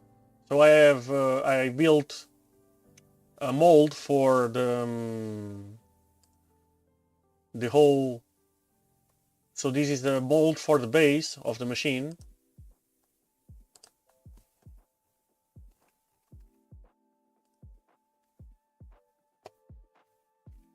I know I skipped the page, but I don't have the full build in here, but I have the most part. Hey Jack Faxon! So I did a vibration table for it. So this is the mold for the base, and you see, damn it, this picture is out of focus. Okay, let's go on this one. And I made, so these are steel, and I soldered those bolts for anchoring points. And these are plates where the ball screws and motor and whatsoever will be attached. So yeah, then those steel, so these are beams, square beams of steel, 40 millimeters I believe. Then they'll be machined to be flattened and attach the rails on it. So yeah, this is the full mold with all the features and bells and whistles. Well, actually, yes. So these are where the column will be bolt in here. So these bars, they are steel bars and they are threaded. So when I put in the column, I'll put big ass screws going, and they are gonna screw in on these bars instead of nuts. So this is casting it. So here it's filled with the epoxy, or getting filled. Here with the fit. This was the first casting. It didn't went well, to be honest, but it was good enough. Main problem was lack of demoldant and a lack of vibration, but it was fine. Just give it a lot of sanding, a lot of work sanding to remove all the wood, but it was good enough after all. So the tubes here are protruding because I went with so after setting the column on top of it, I leave it a gap. I put some pieces of copper so I could trim the column perfectly and then fill the gap and make the joint with some specific epoxy stuff filled with steel. It's a specific epoxy for this kind of stuff. It makes sure it makes a perfect. Hey Maker OS. It makes a perfect joint, or it will because if after it's trimmed you just fill the gap with it, as long as you make sure it's absolutely filled, and I did, then that thing sets and it's metal. It's steel, hardened steel actually. So when I tightened the screws, I had some indicators on the spindle, or well, not on the spindle, but I had some, yes, on the spindle actually. I had some indicators to see if anything was moving, and I cranked the screws in, and not a single cent of a millimeter moved. So it was absolutely perfect. Yeah, this is the post curing. This is the column. The column I learned from the first one for the demolding stuff, and the column was much better, as you can see here. Everything demolded just fine except maybe that, but everything demolded just fine. You can see it's actually so shiny that it was mirroring. A little bit bad sealing here, some epoxy passed to here because I sealed with silicone, as you can see here, but some bad sealing there, and a few bit of epoxy actually passed through, but everything else was just fine. The slots for the screws came out so good. I was very scared of these.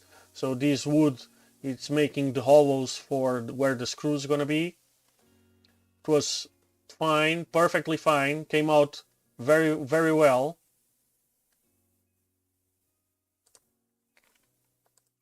Yeah, and you see this. So this is an engine hoist, and yeah, this thing is quite big.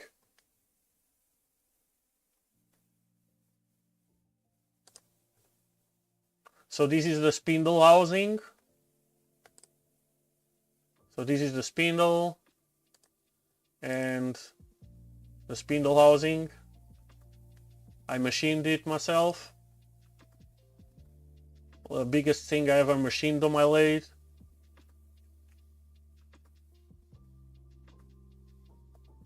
What did you make your machine? What?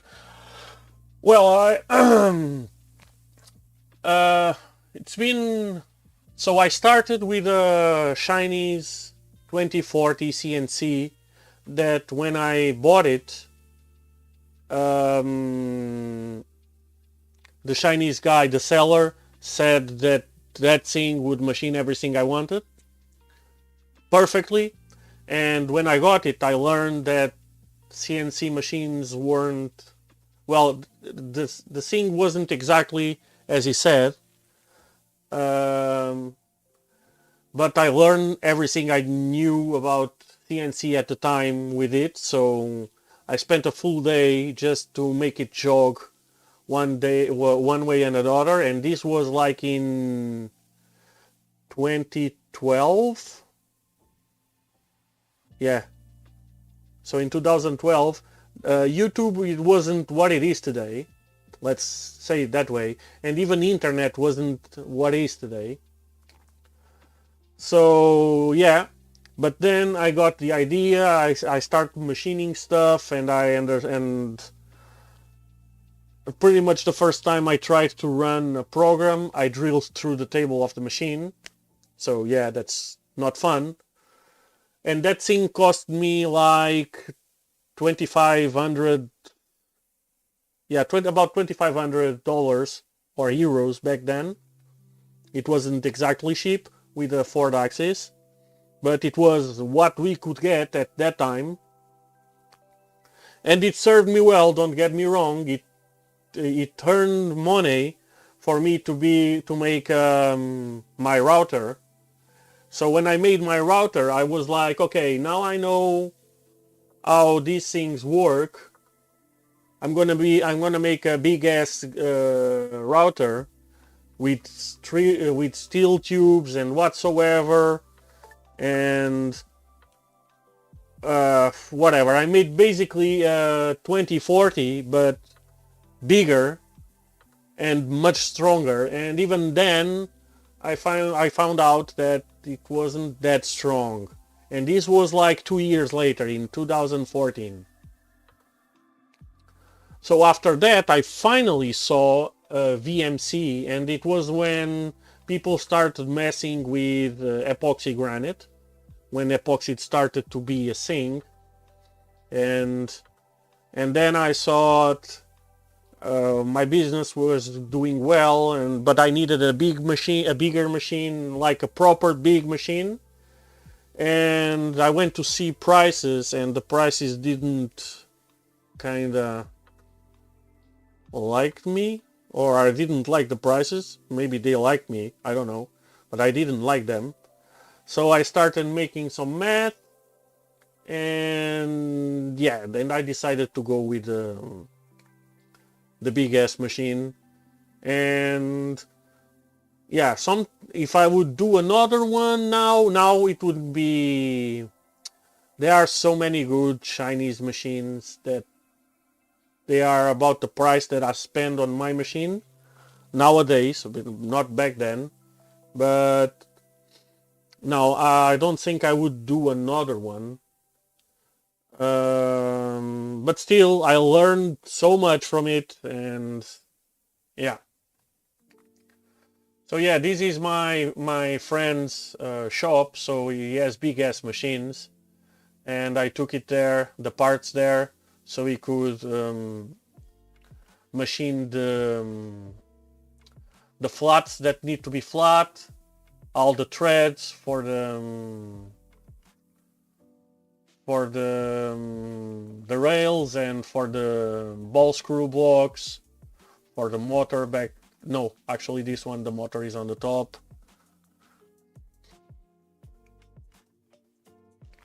Yeah, it was fun. I learned a lot. I don't regret. It's just now, maybe it was like, it's not like spending 50k on a machine immediately, like having 50k and just spend 50k. So on these, I was buying the stuff as I could, basically, and pretty much when I had everything, I start building it. So that's the other part of this. But yeah, it was fun. I learned so much,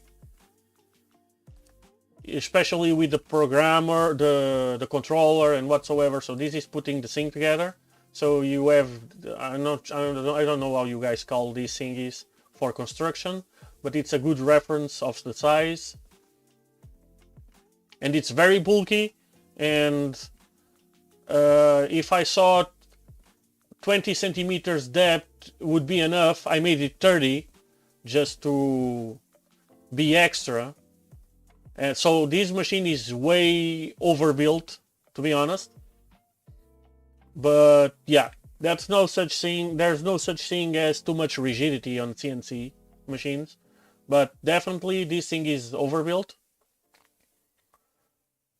I know, because when I was expecting some stuff to flex, when I started adding weight on it, and nothing moved a single bit, and was I was very happy with it.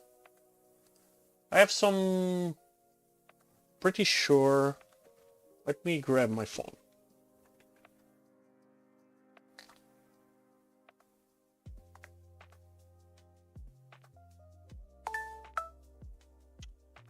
Uh, 29. Need to check what's this. Give me just a minute so I can check. Fuck, I don't remember his name. Because I sent some videos to the guy that machined my machine, not my friend, the owner of the shop, because my friend, the owner, has pretty much one operator for each machine. The guy that actually machined my machine, it was so long ago, I don't remember. I think he was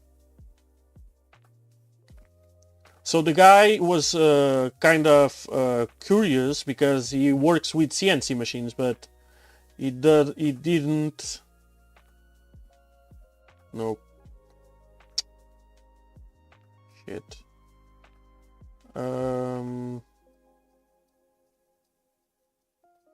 Luis. Okay, so it's Luis. So he doesn't know, and he never did anything like this. It was like, what the fuck is this? And I said, oh, it's basically a CNC mill machine. And when it was like, what? Yeah, I'm gonna assemble it myself and mount it myself. And when the guy looked to the blocks, and he was like, is that thing straight enough for us to machine? And we found out that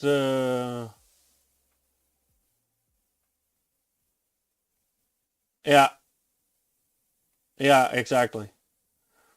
And we found out that my castings were less than 1 millimeter out of like flatness and whatsoever. The guy was absolutely impressed with that. Even I was absolutely impressed with that. I gave it like 10 millimeters to be in margin for machining, and we were like within 1 millimeter in every way out of tolerances, let's call it that way. It was freaking awesome for a casting, especially for a wood cast, for a guy that wasn't used to do any kind of this stuff. So yeah, it was very fun.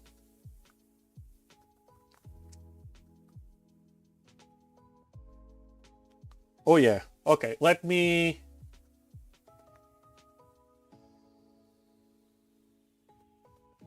Yeah, I have some videos here. Let me see if I can access on my...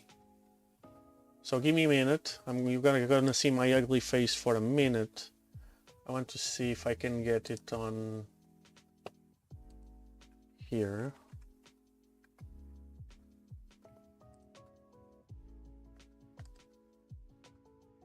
Ah, fuck, I can't access I can't access my old messages from WhatsApp on the computer. Okay, maybe I can show. I have the videos on my phone, but I don't know exactly where.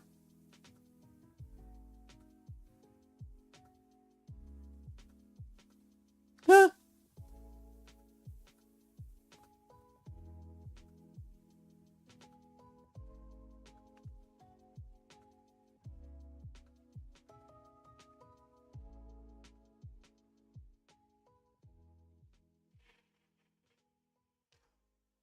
Okay, not sure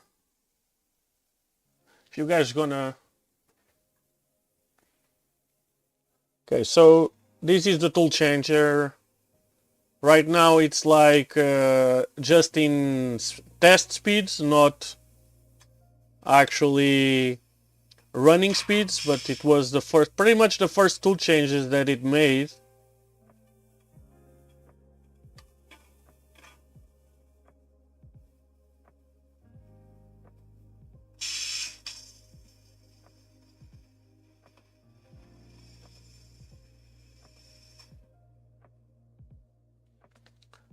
Was pretty cool back then. And I have some, what do I have in here? Pretty sure I have... Okay, so this is running...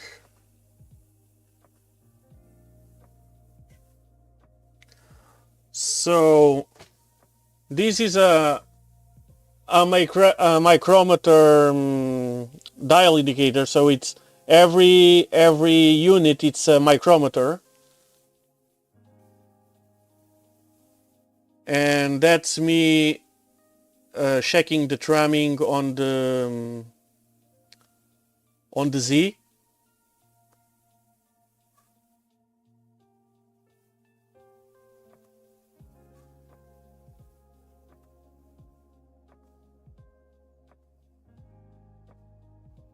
So basically every 10 steps, so those 10, 20, 40, 30, 40 cents of a millimeter. So that's overall over my granite square, which is, I believe it's 40 centimeters high.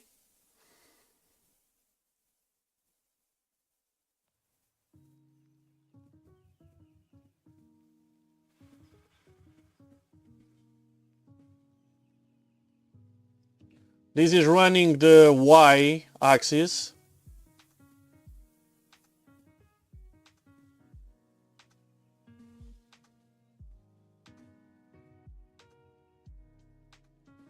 Yeah, I know you guys can see really well. But yeah, everything was properly aligned with proper tools for aligning. We're gonna have some fun doing this kind of stuff with the Milo as well. Probably we won't get these results, but we're gonna get, I'm pretty sure we're gonna get way better results than a standard Milo, which is the idea, because we have no control under the flatness and the straightness of the frames.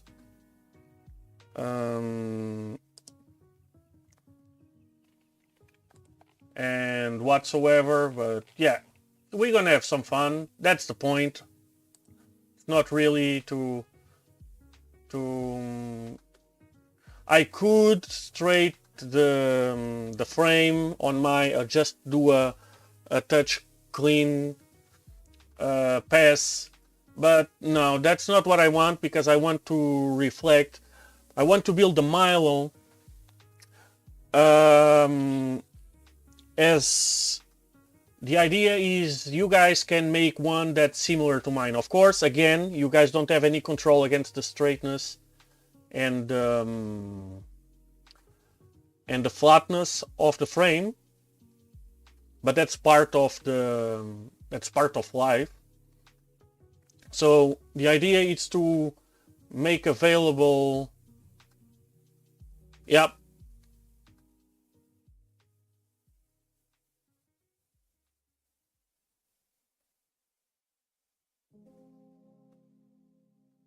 Yes, the idea is for people who has the. So the idea is to buy a kit, a Milo kit, and then you can upgrade to my parts. So that's what I did. I have a frame. I have a kit from Milo, and okay, I'm gonna change motors. You don't need to change motors. I just want to change motors because I don't like steppers, at least with no feedback.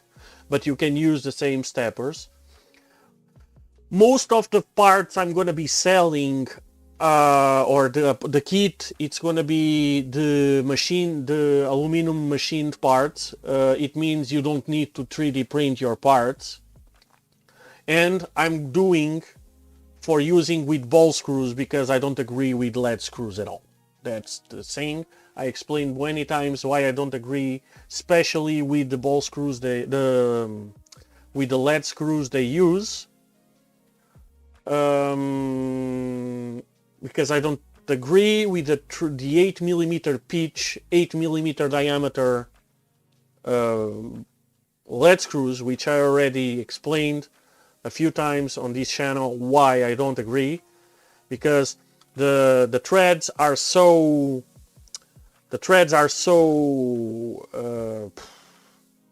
angled, let's call it like that.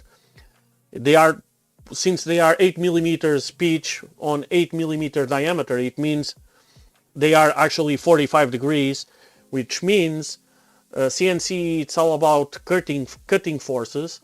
It means that half of the cutting forces will go back to the motors, and the motors are not that strong to start with, and I think it's too much. That's what I think, and so I refuse to use the ball screws. Then I hate the system they used to isolate the lead screws from the motors. with the ball bearings sandwich and whatsoever. So I prefer to use proper ball screws with proper end blocks, bearing blocks. It's going to make the machine run so much better. You guys will see. It will be so much better. A shame I don't have one regular one to compare it, but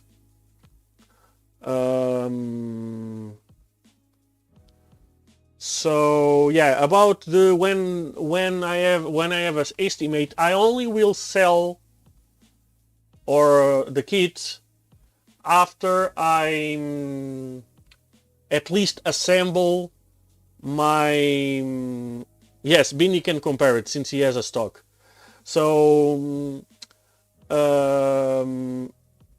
as I was saying, I won't be selling the kits at least until I assembled my mill to check everything, because we checked everything on CAD, but shit happens sometimes on real life that doesn't happen on CAD. So at least I need to assemble the I'm pretty confident I'm gonna get it right on the first time, but maybe I won't. We'll see. So, and my kit, it's gonna be specific for using ball screw. You don't need to use dual nut ball screw that I'm gonna use. So basically I'm gonna use anti-backlash system on the ball screw, even that the ball screws alone are more precise than lead screws with double nuts and whatsoever, especially the way that the guys from Milo did it. So I'm aiming, it's been delaying gladly my workload, it's been huge. It's not so good for the channel, but well, thank you guys for that. It's not so good for the channel, it's good for my wallet at least. I was hoping to, I still want to finish the Micron project before I start getting into the Milo. But the Micron, we're gonna finish it like within a week if we need to. Every day streaming, go hard on it. I still need to print some parts. I'm expecting, hopefully by the February 10th, we start, or at least half of February, we start the Milo. And as I said, my Milo will be hardly modified with epoxy. My epoxy, it's I'm not gonna buy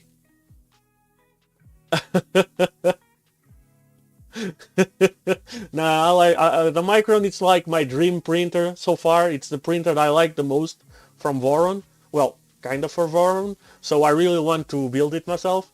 Otherwise, it would be a thing to consider. But anyway, as I was saying, the Milo, it's going to be heavily modified with epoxy granite, and I have epoxy that left over from my big ass build. I'm not gonna buy more epoxy since I have like 20 kilos of that thing there, and it's still good. Actually, we made a test. I made a test and showed it. It should be here somewhere. Yeah, doesn't matter. It's somewhere, and it's still good. So I'm gonna use it, especially since it's only for filling, and even it's not at maximum performance, it's good enough for what we need here. So we still need to design some stuff because we need to cast the epoxy, and we're gonna need to make some shapes. We're gonna need to 3D print some parts to hold the epoxy and then hopefully remove it. So that's there, but that's not that much work. So yeah, so I intend to be building the Milo by half of February. starting the build, let's say. It's a machine that I'm actually now I'm actually motivated for, and actually kind of obsessed. I even dream for some solutions for it already. So I have high hopes for it. Can't hardly wait to actually start the machine. So I would say by the end of February, maybe we are at the point that all the mechanics are mounted, and I'll be able to actually see if all the parts are fine and good for production, and then I'll make them by order. I won't make stock. I usually don't make stock of my stuff. I do many custom stuff. So usually if you want a kit, you ask me for a kit and I'll need to build it, unless I see many interest and maybe have a few of the kits in stock, because the aluminum is not cheap and it's quite a few kilos of aluminum to be investing, and then not I may have the stock for it, but I won't machine it, because once it's machined it will only be able to do that. And if it's raw stock, I can always use it for something else as long as the stock fits. So yeah, I would say by March, yeah, mid-March I believe, beginning of March, mid-March, we should be good for, so 1 full month, 5 weeks, let's aim for 6 weeks from now, we'll be able to see if everything is as it should, and start building the kits. So that's the idea, at least. You guys always know that my time frames are like Elon Musk time frames, so we'll see. Anyway, let's go do some work, finally. Okay, so this thingy, I'm gonna actually copy these two guys, and now I'm gonna copy them actually.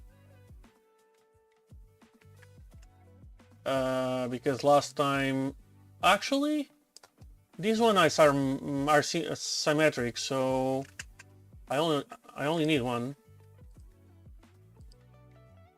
Yeah, this one, it's not, I don't think this one is mirrored.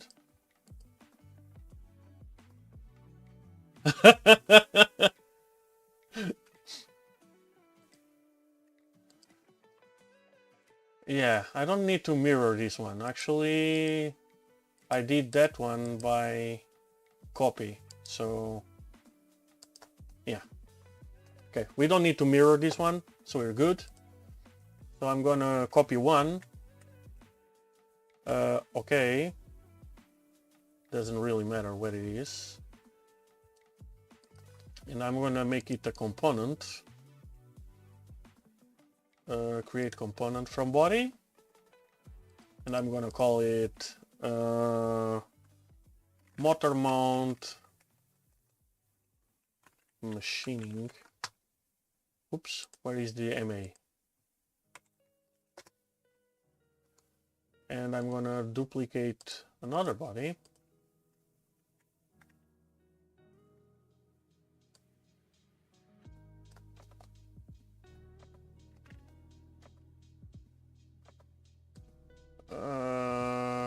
That should be good enough, as we have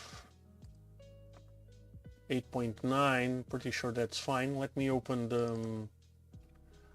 the other one we made. So it's so this is the Y, should be the X. Yeah, that guy. So we have that component, which is the same story. Okay, we have 10.9, so we do the same on this one. Well, let me close this one. Meanwhile, what the fuck is this? Meanwhile, this week, hopefully, fingers crossed, I'm gonna get the. I'm gonna leave this one open. I'm gonna close this one. Don't save. I'm gonna get the parts for the new streaming PC, which is awesome. Well, I hope it's awesome. I'm having too much faith on Chinese stuff, but oh, whoa, wait. Why are you? I want you here. Yeah. No, we're good.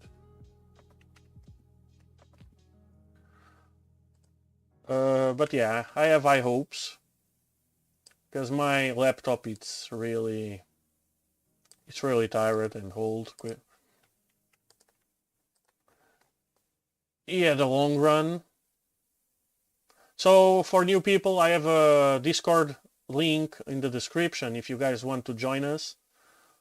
Usually it's not a big community, but it's a very helpful community. So check that out. Many tools that I use and stuff is available there.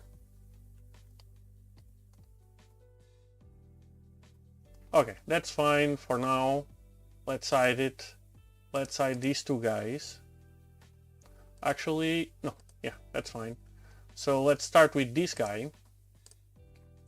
So let's go to the manufacturer again. So I've been explaining pretty much on the other streams how to do this stuff. Ooh, tools for the Milo, that's good. Good stuff. So I'm gonna copy the because this is pretty much a copy of what we need to do on the why is not selecting everything? Okay. What we need to do on the other one.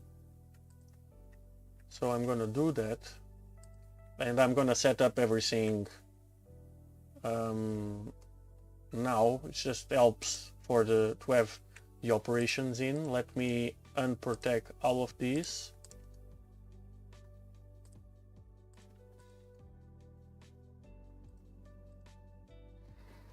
Okay, so let me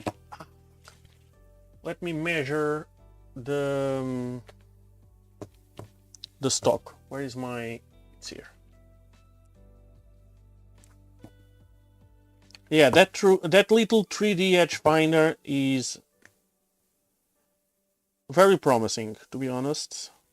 Okay, so we have 83, almost 84 by 81.5. Okay, so let's edit. So let's select the model first. Let's start with this guy. Yeah, it's gonna be something like that. Okay, let me select the Z-axis, which is gonna be this one. So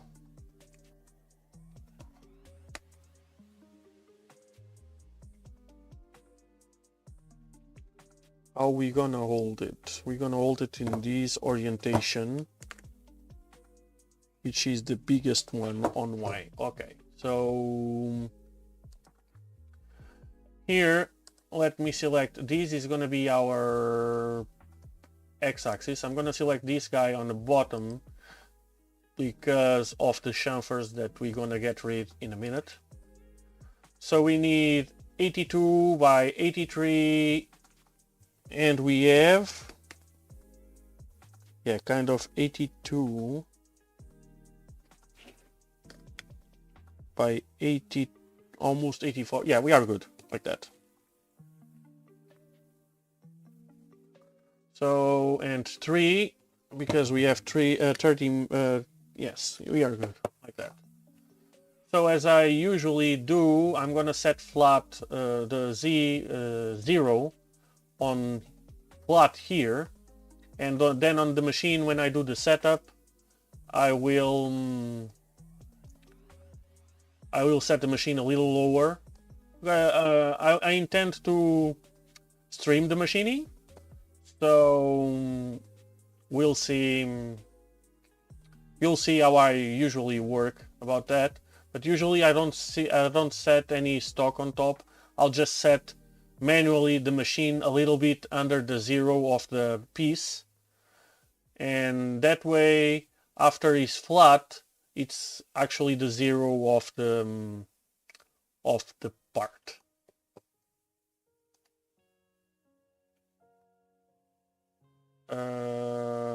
That's fine. Okay, let's leave it like that. Okay, so first phase, I just need to refresh, Control G. So basically what I did was generate, Control G, because for facing we don't need to select anything. Then this is a 3D adaptive, which is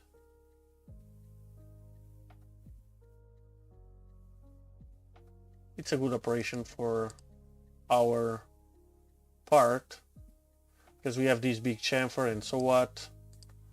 So don't need to select anything here. So we are going 0.2 millimeter under the model bottom. Again, I've done these a few times on the other video, so I'm not going to be very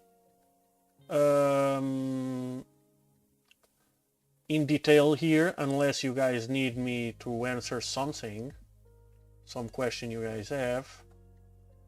So 3D adaptive, it's gonna look at the model and machine whatever it can with this mill and leave the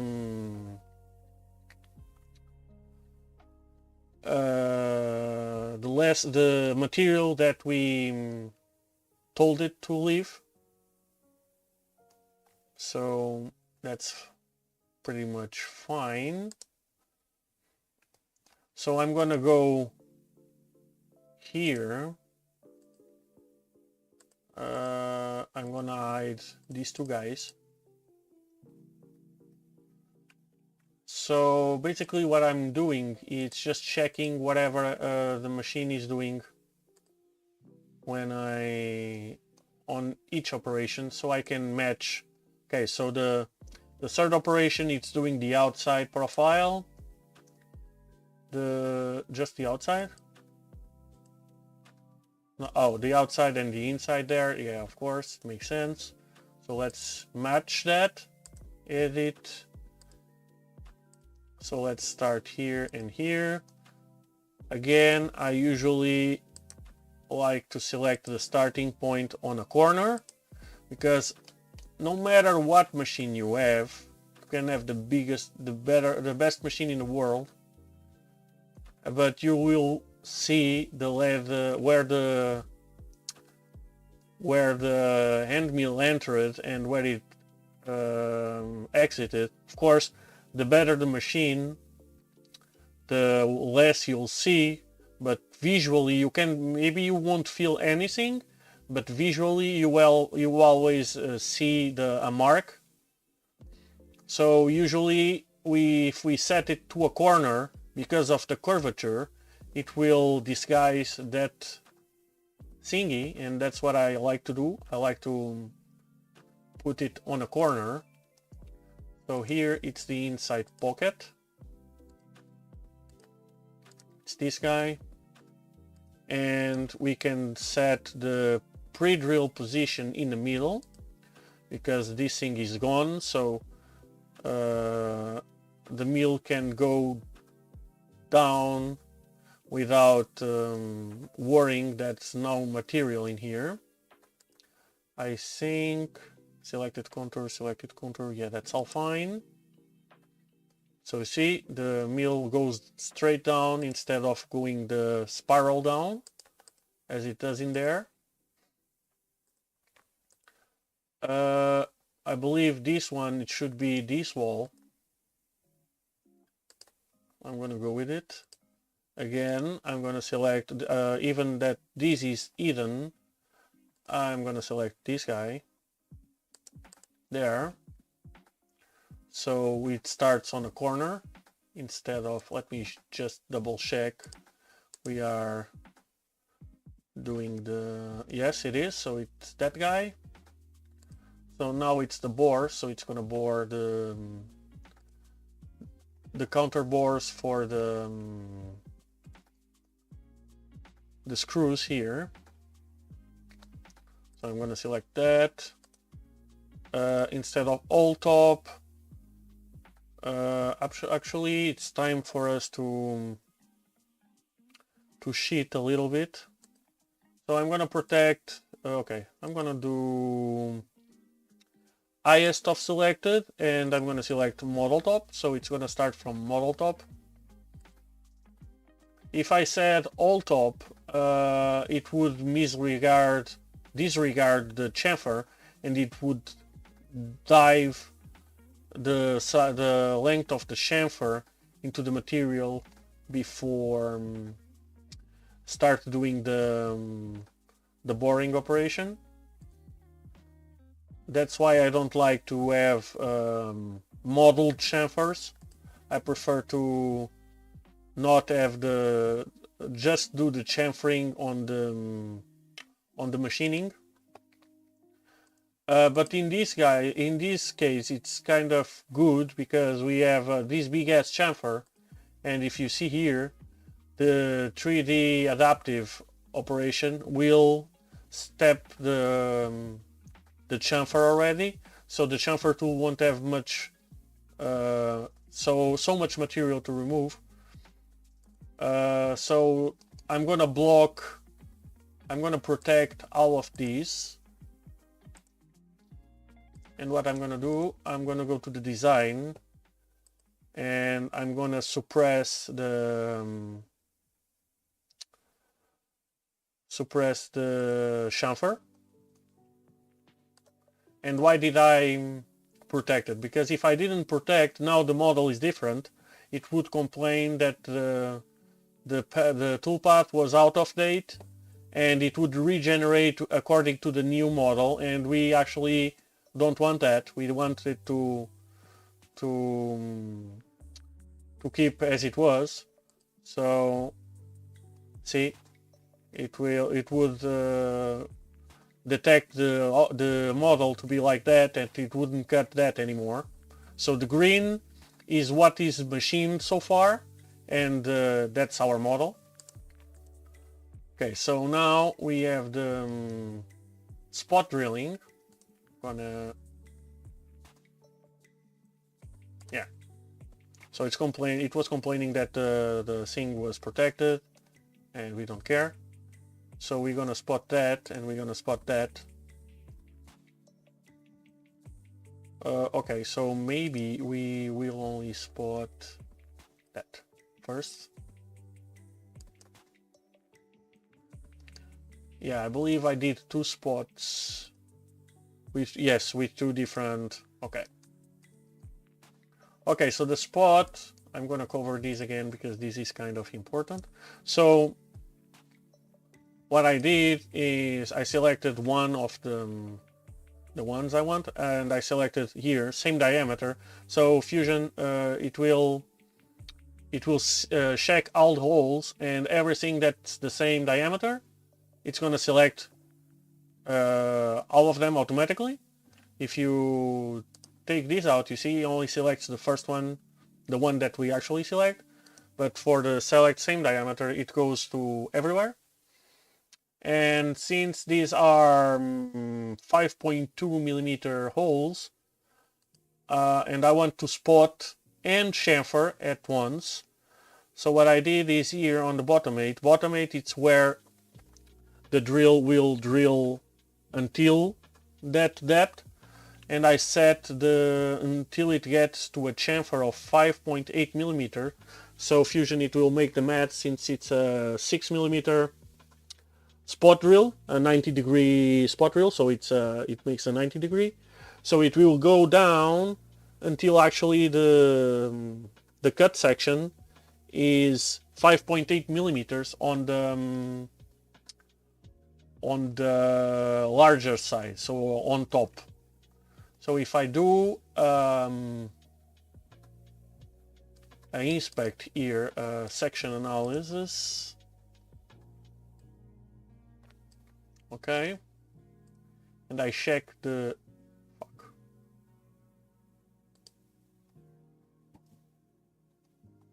how do I turn off the stock? I think it's in here.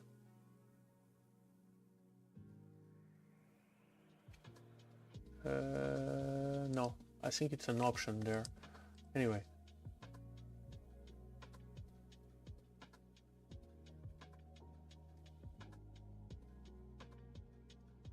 Okay, if I do simulation, yeah, but simulation, it's gonna be,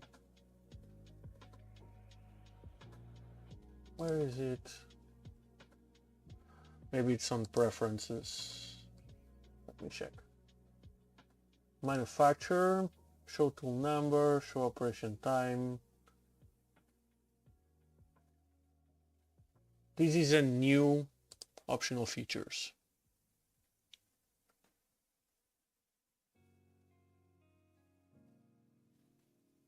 Pretty sure it's here somewhere.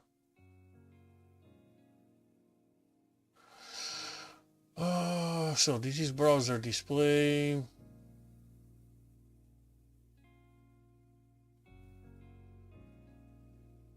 Show toolpath.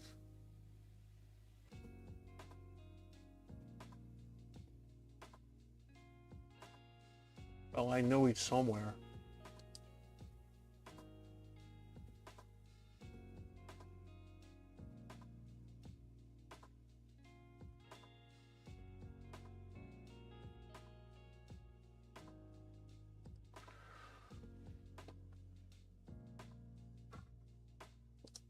Is it? Oh, it's here. Okay. No. Automatic in-process stock generation? Yeah, that's it. Oh, okay, maybe clear cache. Okay. There we go. Okay, so if you guys want to disable the thingy, it's here. See, it goes, so the hole, it's actually there, and it goes down there, so it makes a little chamfer when spotting.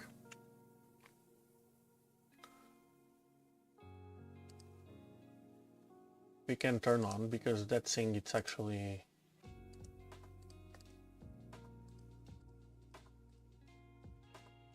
Probably I'll need to generate again to... Oh, there he is. Yeah. Okay, so let me turn off the analysis. Okay, so now let's do the small holes. And since these are M4 threads, so they are 3.3 drilled to 3.6 actually, for forming threads. So we're gonna chamfer them to 4.4. Again, same stuff. Fusion, it's gonna go down until it reaches the 4.4. So that's cool. Now, chamfers. Let's see what is each chamfer. So, okay, first, yes. So first, it's the big chamfer, and I like to, since it's a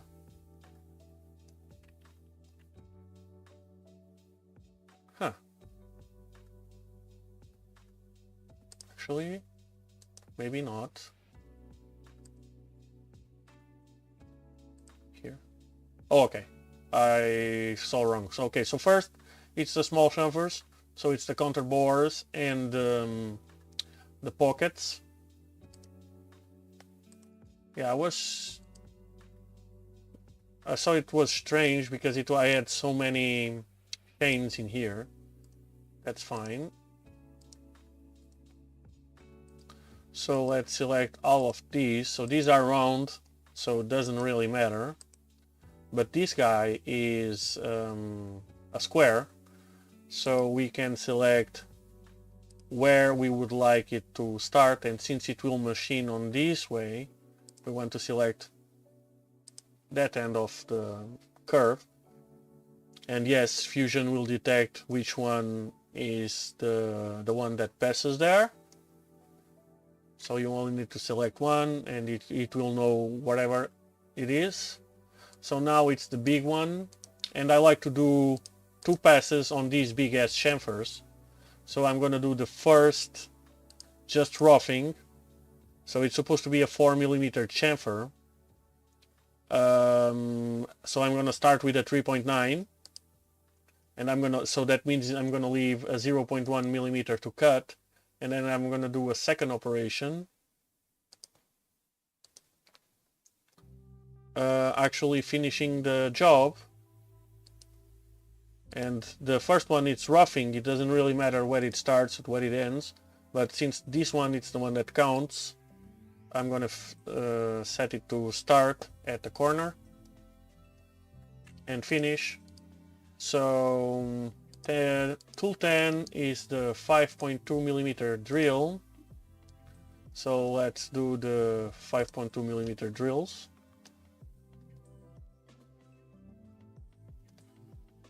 So they are surpassing the model because we want to make sure that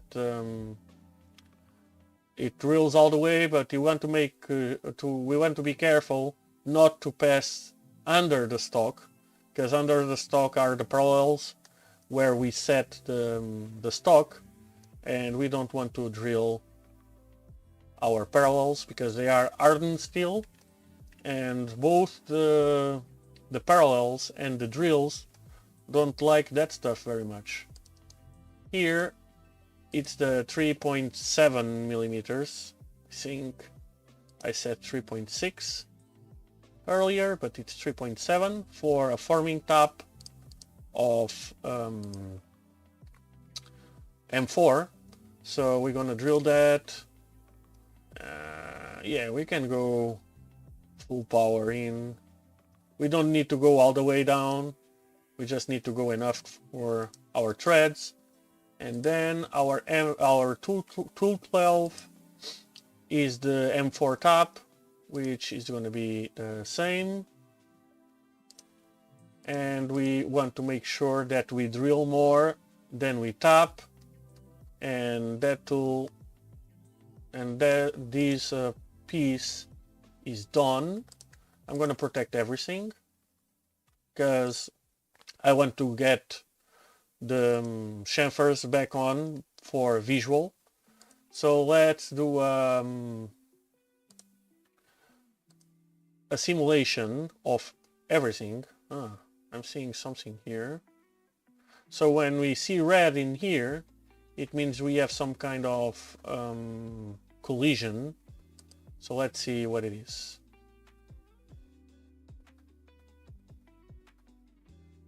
Okay, so we do the 3D adaptive. Oh.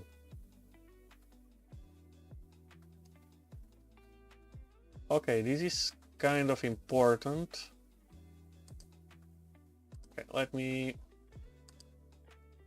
Okay, so... No, this is 27.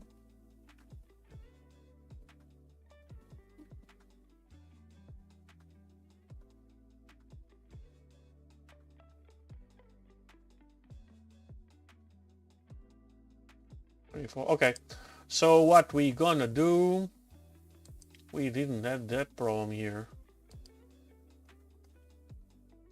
right? Did we? Let me see.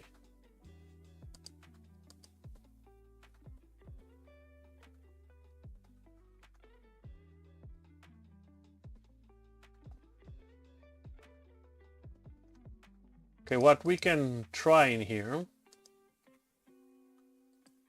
is... So the problem is here.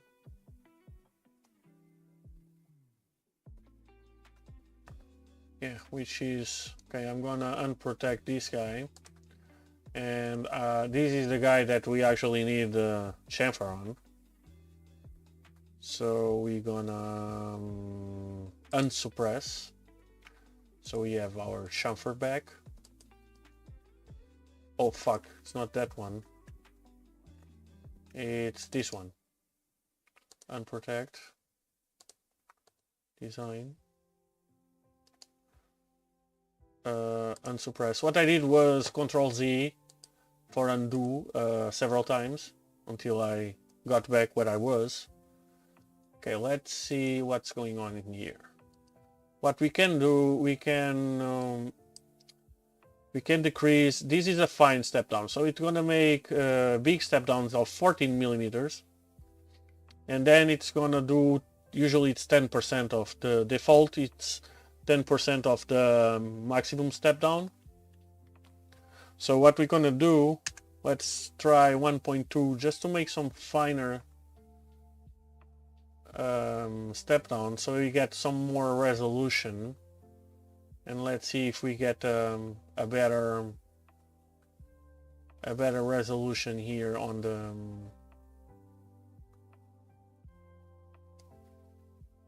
chamfer, in order for us to, let's see, it still does, but I'm not sure if it recalculated, so let me try again. Yeah, actually. Okay, so the only choice I have to avoid this is to change the mill instead of using the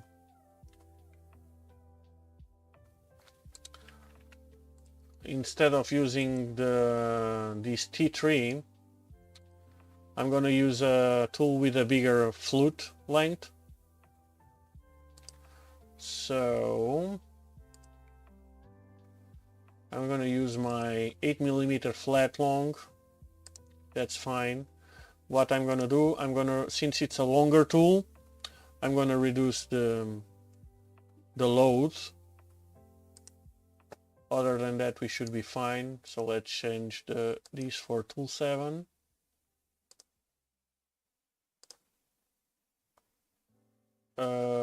Finish.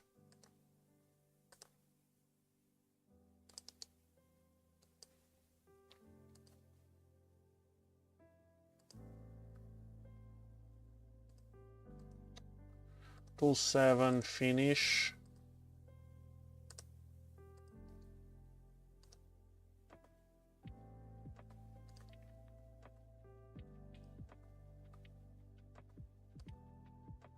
Finish. Done. And now we should be fine. We probably would be fine because the mills are not exactly, they are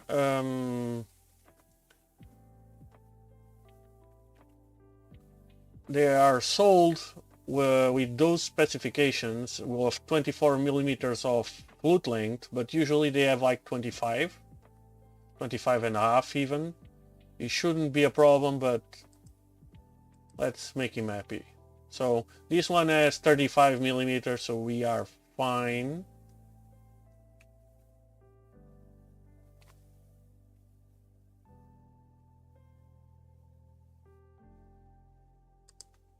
And since it's a longer tool, let me, before I forget, I'm gonna do on the finish pass, I'm gonna do a repeat. So basically it's gonna make 2 passes. It's gonna just do a spring pass to make sure to get rid of any tool deflection. I'm gonna protect these because I know it's fine. So let's go again. So face, adaptive, finishing pocket, finishing wall of the pocket, boring or counter boring,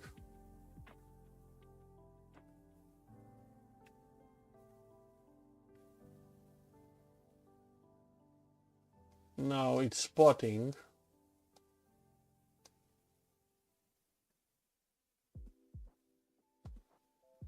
Why?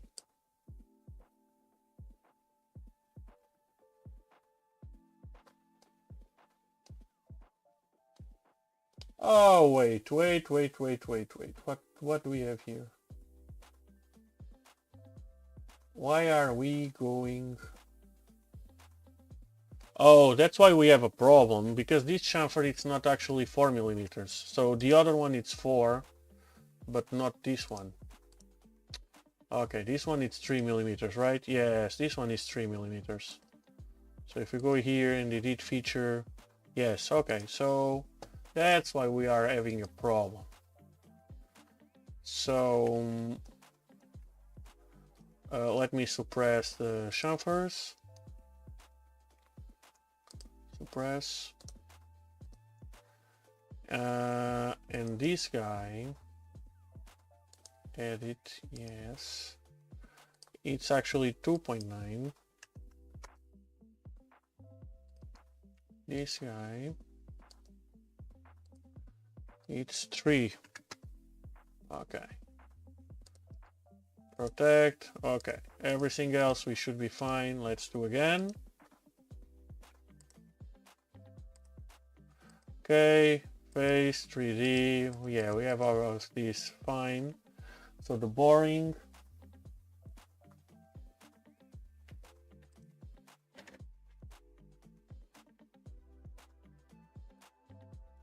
Chamfering. Then we do the big chamfer. Then we do the drilling. Then we do the other drilling. And then we do the tapping. And we are good.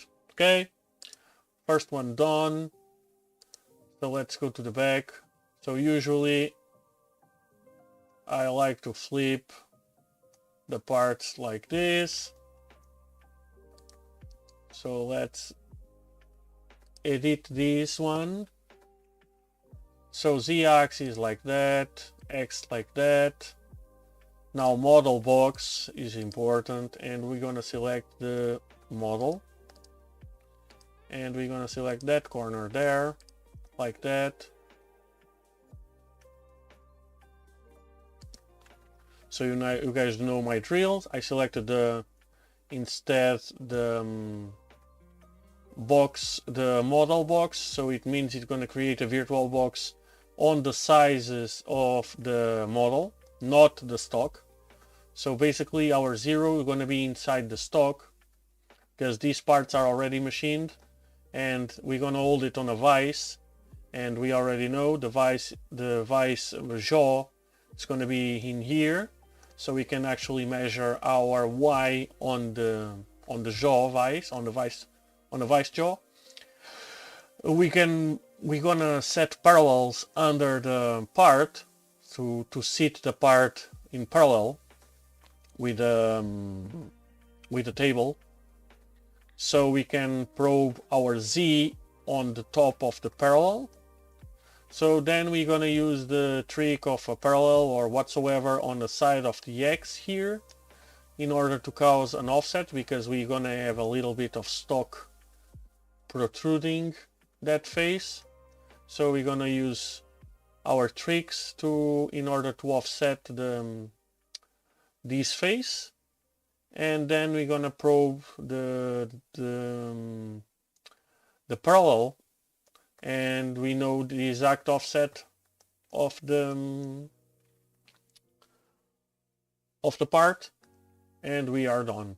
Of course, on this case we could just drill this pocket, this round pocket, all the way through the stock, and would be fine, because the parallels are going to be here and here, and we could just probe the center of this hole in order to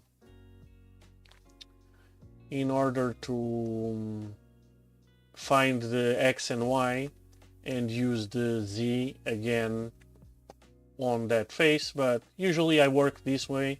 I like that corner there, so I'm gonna stick with it.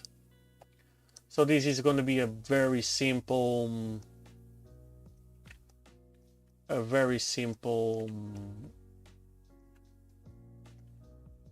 setup. I didn't on that one.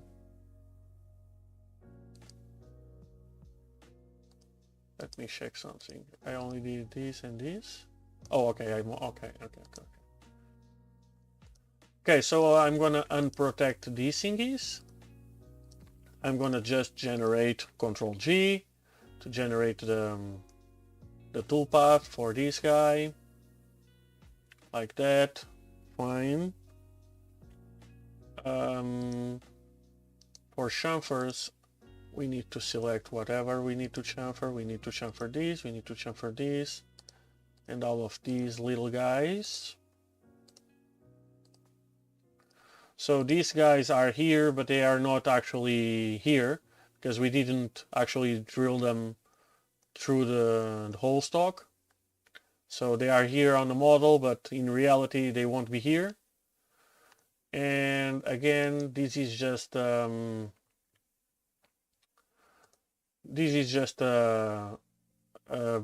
edge break, but I'm going to select, since this part it's going to be fully faced to the frame, we won't be able to see anything what's going on here, but as good practice, I'm going to select a corner to start and finish.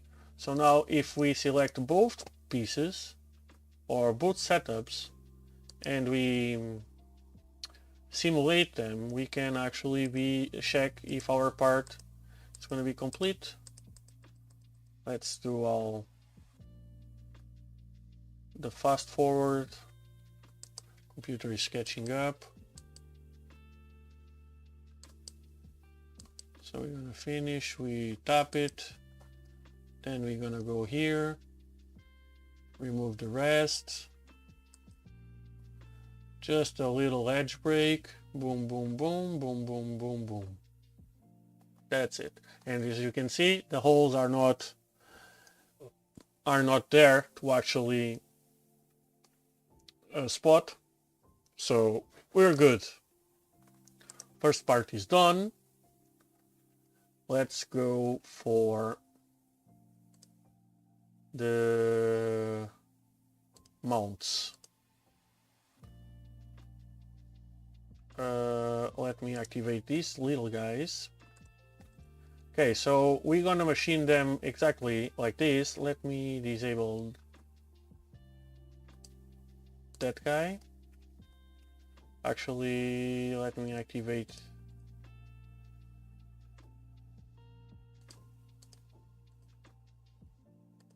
like that.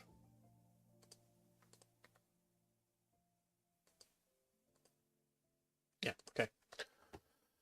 So we're gonna machine these thingies like these or like these, it doesn't really matter. Like this looks good. So let's select the setup. And wait a minute, what's this? Oh, these, okay. So this one, it's actually this setup. We don't need,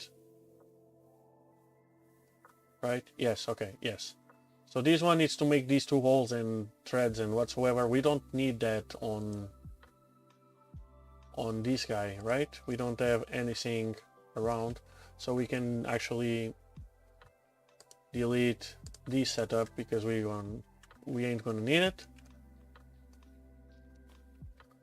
So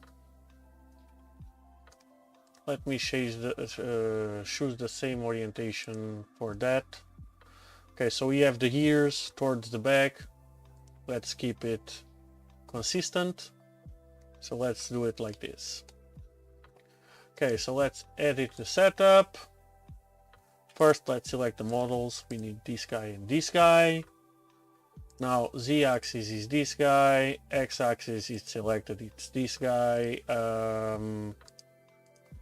What I'm gonna do, I'm gonna actually not select anything for now. Why do I have... What is that line there?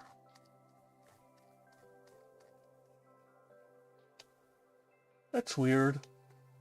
What's that? We have two different... Yeah, probably I fucked up extending with a chamfer on something like that. Doesn't really matter. So the setup is fine. Let's check we should be fine here as well. Let me check the dimensions of the parts I have. So this one, it's done. And I have 131 something. Okay. That's a little too big. I have 43. That's fine. We have 42.5.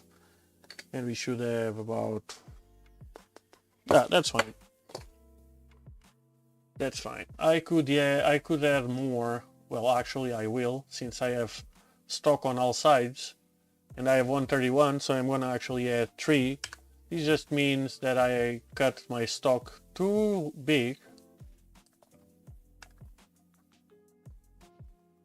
So that's fine. Let me check something. So this is 3. Okay, that's wrong.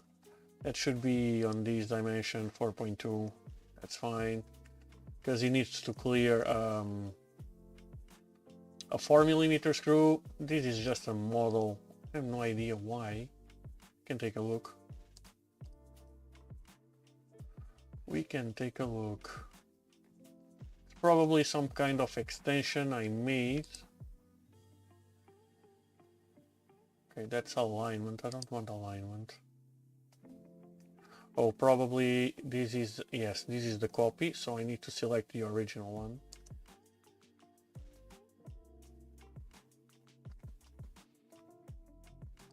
What's this? Let me check. Edit. Let's roll back the rollback history. What's going on here?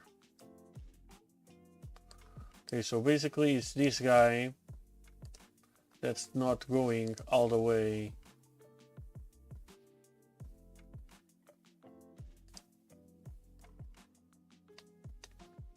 Oh, only through here. And that should be fixed now. Okay, now it's complaining about the alignment, but yeah, I don't care about that, because it's missing the reference. That's fine. Manufacturer, we are good. We don't care about that stuff. Okay, I'm gonna unprotect everything. Same story, probably I did this with chamfering activated. We're gonna have a problem in here. Well, no, here I don't think we're gonna have a problem. We'll see. If we do, we're gonna solve it as we did the other way, the other day. So yeah, that's fine. Okay, so here it's again. Oh, actually, this is it's a 2D adaptive. It's not a 3D adaptive, right? No, this is a 3D adaptive. So I don't think we need to select anything. We need to... We're gonna use the same tool, tool 7. So it's the long end mill, the long 8mm end mill. So it's gonna select, it's gonna detect the flat. And yeah, it should start well.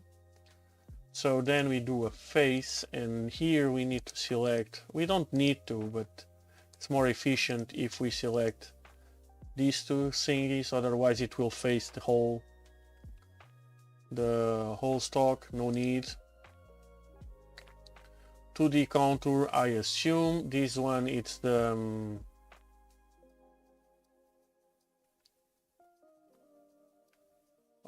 we know what usually happens when we assume, so let me check. Yeah, okay, so it's the small part. Okay, so let's edit. Okay, we need to select the floor.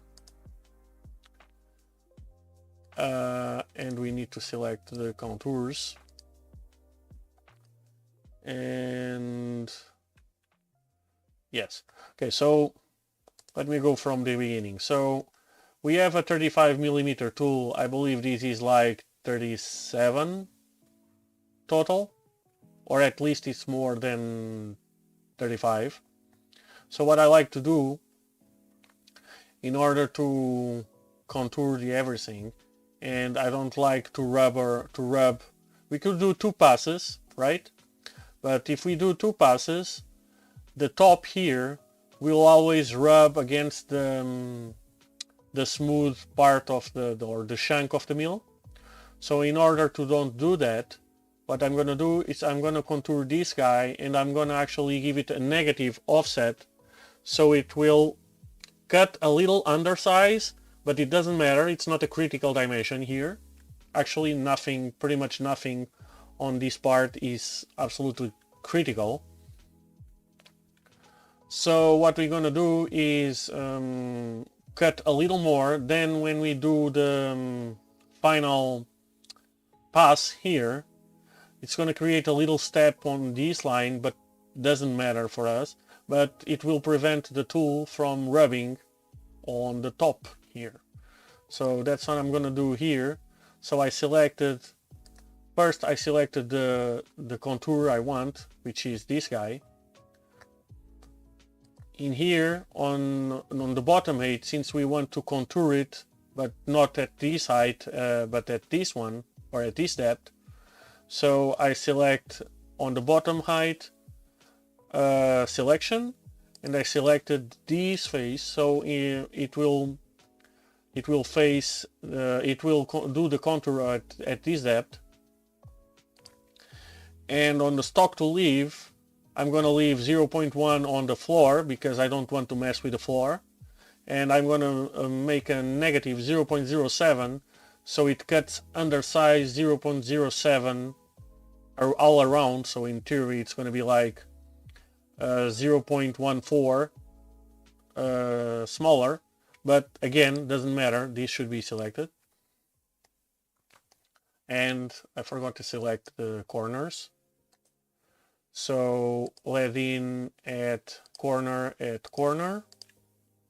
so we can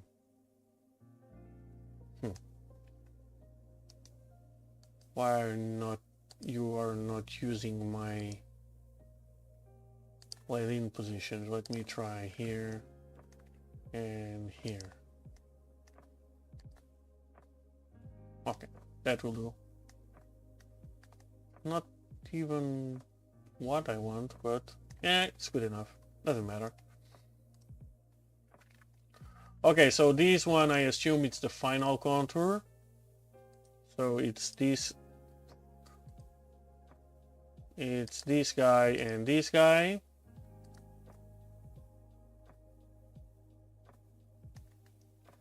And this guy, it's the floor, finishing the floor here. So what we're gonna do is select this and this and this and this, and let's see if it's fine. It should be. The other time we had problems, but it was because of the kind of a big zigzaggy I don't like here, but that's fine. Let me check if it's cutting both directions. No, if we do both ways, it should be, yeah, it's faster. It will cut, yeah, that's what we want. And we want to stay away from the walls. Let me just double check. Yes, we are leaving a radial stock, which is from the walls. Axial, it's on the floor. And we have finish. Yeah, that's fine. Okay, so we are good. Then we're gonna have some spotting. So like that. Should spot to, that's too much. Actually, I need to check.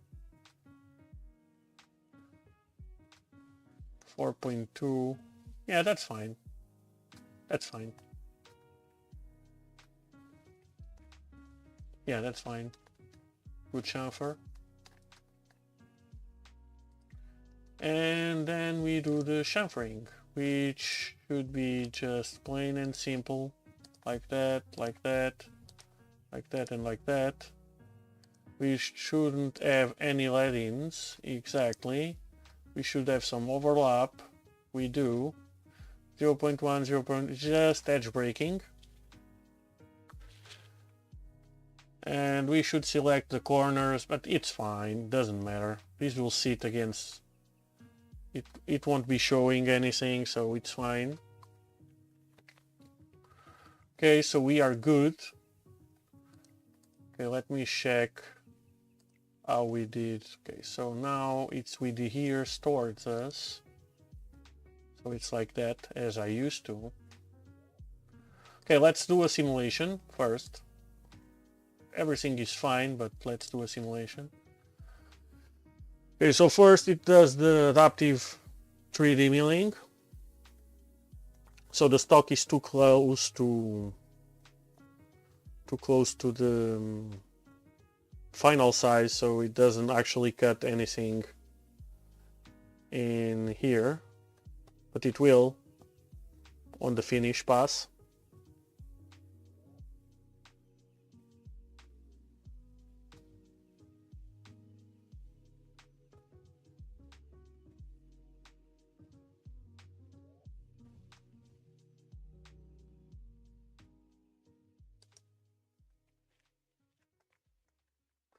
Okay, does the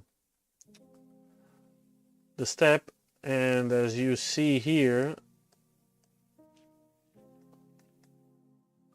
we have a small step from that pass to this one, which is intended. I usually don't like to keep the tool down. It's on this case it doesn't really matter, so usually I only do keep the tool down on big surfaces, on big parts. Doesn't really hurt, but yeah, we could use keep tool down. So keep tool down just minimizes the in here I don't even see where I cue. Well, here maybe we could on the on finishing the pockets, but I don't see a point. I only on big parts, but in here, since these are two different parts, I'm not even sure that it would make any difference if we use tool keep tool down. Oh yeah, actually it's selected, so yeah, because it's two different parts, it's not a single part. It's gonna lift over. That's fine.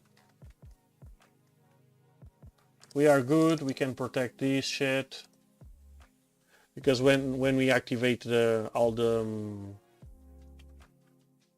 chamfers and stuff, it's gonna mess with everything. So we know we are good. Now the final one. So it's gonna be like that. Edit. Let's select models. Like that.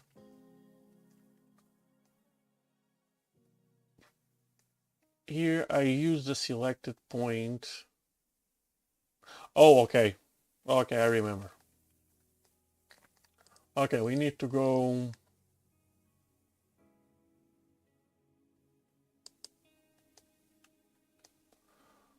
Let me check. Yes, of course. It's not. I'm not concerned. I'm not even concerned about the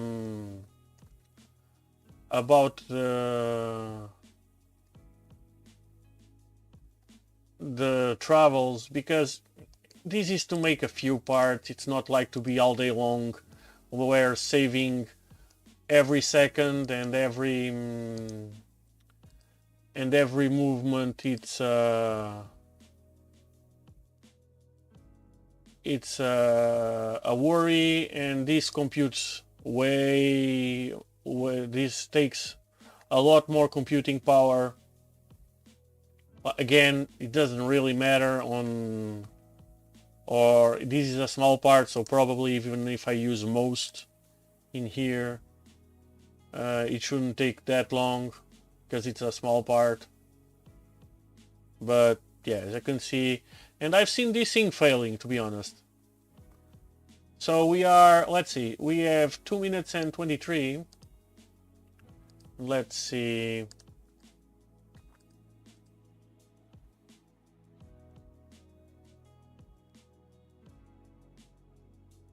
Actually, it takes longer. I don't know why. It shouldn't, right? Probably because of the lead-in positions, because it uses less rapids. I don't know. Yeah, it's probably because of the linking speed, yes. Because it uses more links. Because, yes, because all the positionings, it's from linking speed. Yes, that's because of it.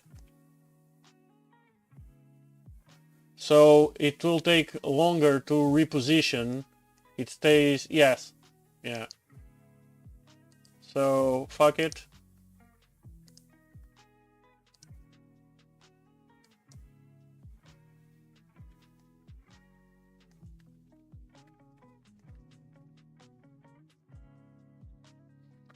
On the adaptive, we could use a bigger, well, actually, because this is a longer, yeah, on adaptive we could use a bigger link speed.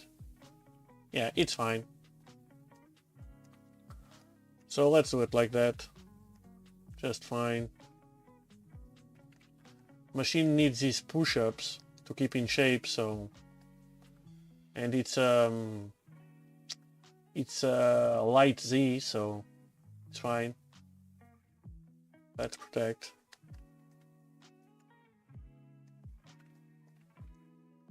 That's cool. Okay, so let's go to design. I forgot I need to do a sketch here. So this, we're gonna machine this here. And oh yeah. And yes, on big parts I also I'll do that.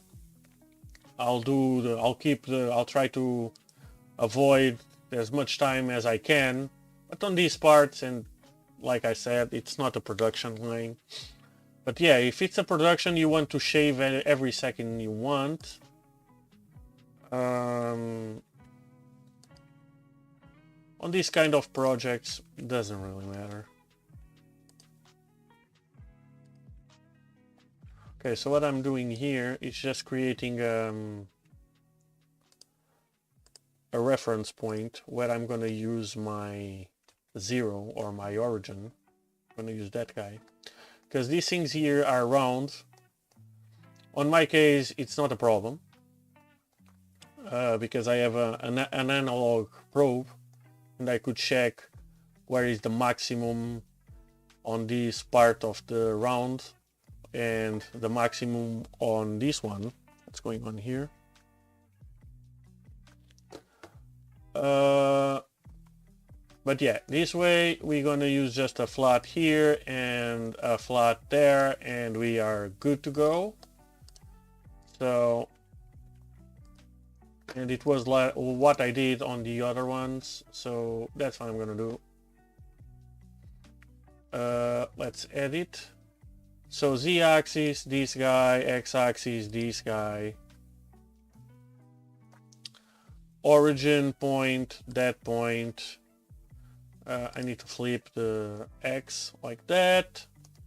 Let's select the models. Stock is from previous, we are good.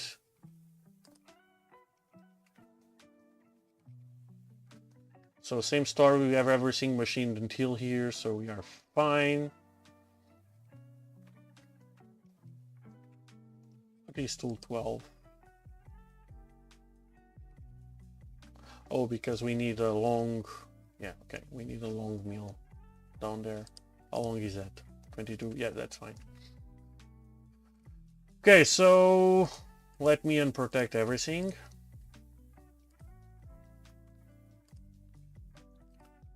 And let's start with this thingy. So as I covered on last day, We could face this with a face mill, but that's another tool we could go.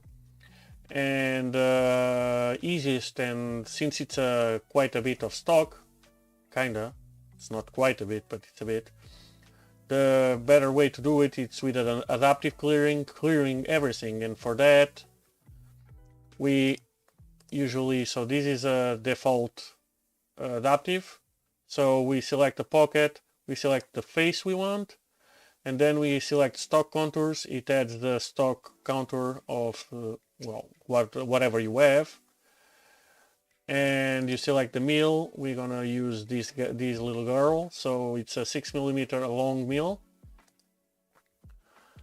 Everything else it's as usual, and it will delete the stock as we want, as a contour, as a adaptive, so you're fine. This is a face we just need to generate. Oh, actually, I'm not sure if we use, yes, we can select both faces to be a little bit more effective, but doesn't really matter. It's almost a full stock anyway. Probably it will take longer. So 43 seconds, it's not that long, but let's see, 44, it's the same. So indeed we have less fiddling around, so it's fine. So boring, let's bore these guys. I forgot to deselect the old ones, right? No, actually I didn't. Okay, so now we need some spots.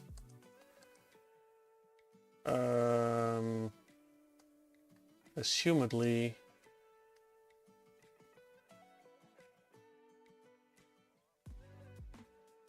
it looks like I did all of them the same. So select, let me check the other ones. I did the same on the other ones? Looks like I did. So it's this setup. Yeah, like that. Oops, fuck. Should be on this side. Doesn't matter. Setup will take care of that. I would like to keep it consistent, but I'm not going to change it now. Okay, so we have that.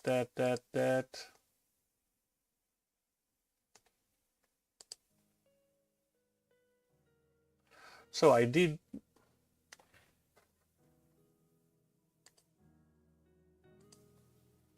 Okay, we forgot something on the other ones. We forgot those drills. So we need to come back here.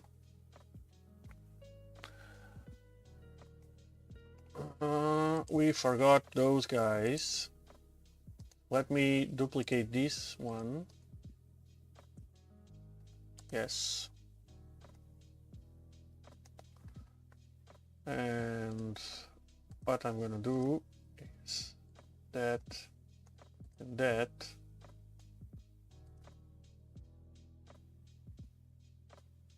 Yeah, can be the same, doesn't matter.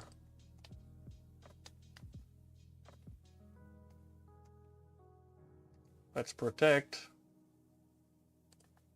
Since we haven't generated the code, doesn't really matter. So this guy, it's for tool. Is it for tool? Does this thing uses? No. So we are using the. Okay. We have some stuff to change here. Because this is actually 3.7.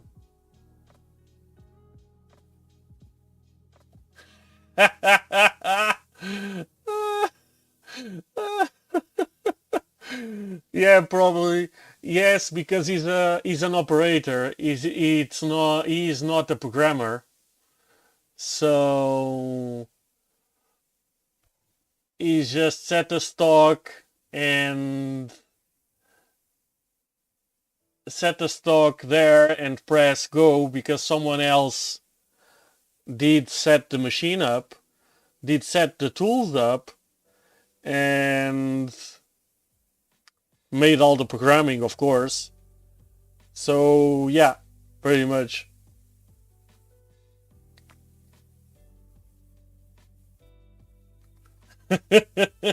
Well, I only have 13 years of experience, and I can tell you it's not like that at all.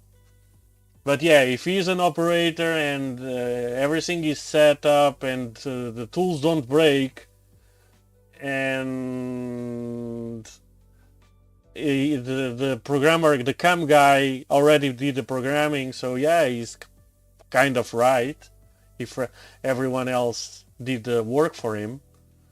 But yeah, if you are a one-man army, nope, it's not even close to that. I know a lot of people that think like that, but they don't work on the business. So does the guy think that the machine came from factory with the programmer in it and with the tools in it? And the tools don't break and the tools don't wear in or wear out? Hilarious. Jesus. Okay, we have a mistake here. So let's fix this. Fuck me. How the hell did I did this? Let me unsuppress or suppress the chamfering. Okay, on the other guy.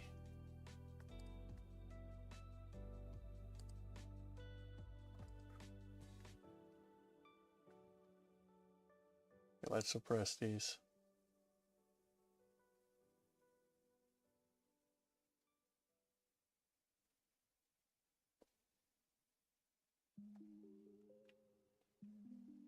It already does. I'm not sure if you've seen. There's a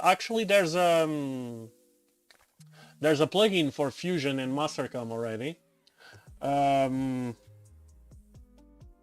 don't remember how it works. I seen from those Octane work holding, I believe. I think it's those from YouTube, and they used it on Fusion. I think it was from Fusion. I don't know. I know they said the plugin was available for Fusion and Mastercam.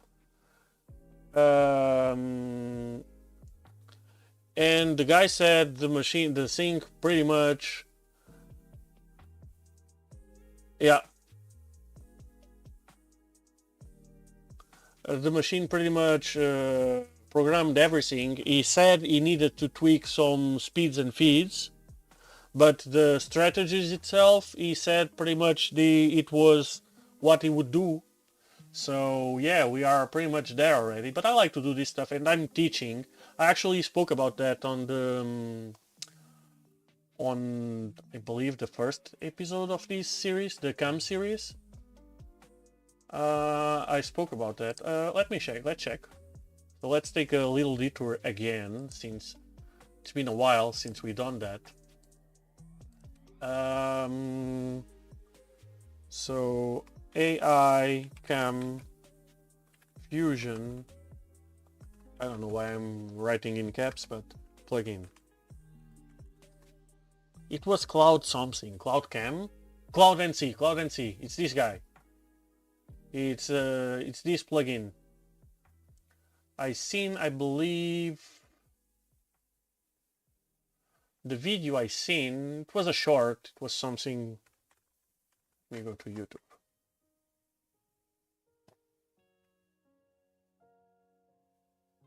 Oh, that's cool. I think it was from Octane work holding, right? I think it's like that. Work holding, yeah. I think it was from these guys, I see. Yeah, because I watch a lot of videos from them, or they show up a lot on my feed. let's search for, where can I search? Here, AI cam. Yes, it was this one. Yeah, it shows as it was this one. Here we're trying out Cam Assist from Cloud NC. This is an AI plugin for Mastercam and Fusion 360. To start, I uploaded my solid model file and defined the stock. From there, I told it what tools are available, or you could just let it use its own tool library and generate tools as needed. Just a few clicks later, we're going to let this generate and see what it comes up with. Aside from a few tweaks to feeds and speeds, the program that Cam Assist output was very close to what I would have done if I had programmed from scratch. We're going to give Cam Assist a try on some harder parts, but from what I've seen here, it looks like it's going to be a big time saver. Here we're so yeah, as you guys see, I can, well, it doesn't matter. I can put in the link here, but yeah, it's this guy. I haven't tried it. But yeah, sure. I like to do my programming because of the order of stuff and whatsoever, but no, I think it's free. I'm not sure. To be honest, I haven't checked. It's something that I really haven't checked. Well, book a demo. Okay, so yeah, forget that. Hey, but pretty sure it's gonna be cheaper than paying a guy to do it, so... Especially if the guy actually uses it, that would be hilarious. But yeah, okay, so if you guys want to check it out, I'm here to teach, or at least to show, not to teach, to show how I do it. I always say, I'm not saying that's the right way to do it, it's just one way to do it, and it's actually how I do it. Yeah, okay, that's it. So, because you can do it 1 million different ways, and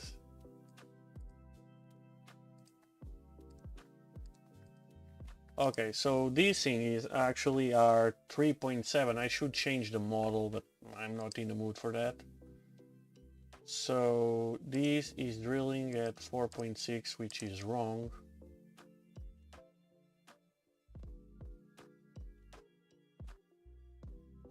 Ah, okay.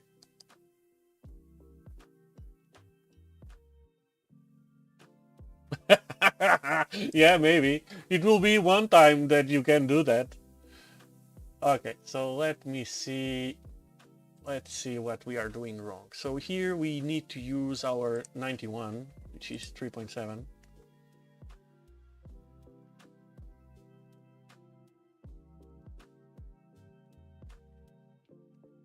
Oh, okay. For you to select the to do your own zero position.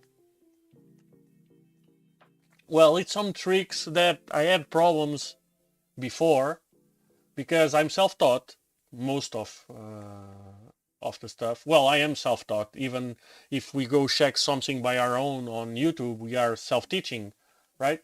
So I am fully, never one ever told me how to do anything on cam. And sometimes I have problems and I need to figure out how to solve them. And yeah, it's just experience. Okay, so we need to change these instead of M5 to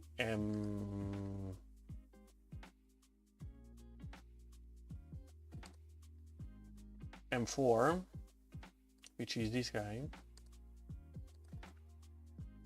I'm gonna need to redo the setup sheet for this thingy. Okay, so we do the thingy, then we do this thingy. Let me edit that.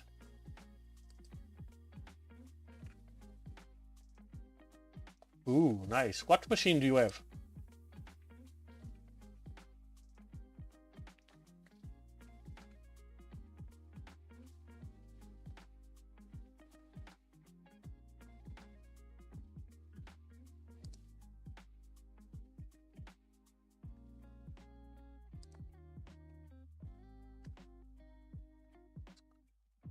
Okay, so I was trying to check your profile, but so here we do 4.4, which is enough. Yeah, so this is what happens when you... Oh, even that it's too much.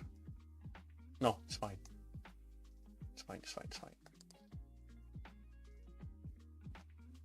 This is what happens when you're programming at long hours and live. Yeah, should be 5 should be fine.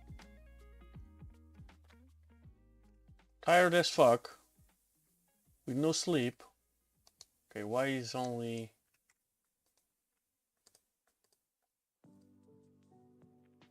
Okay, why are you...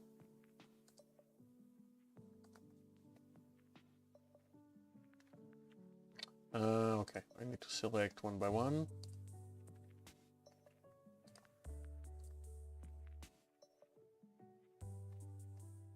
Yeah, that's fine. Okay, we have then the chamfering.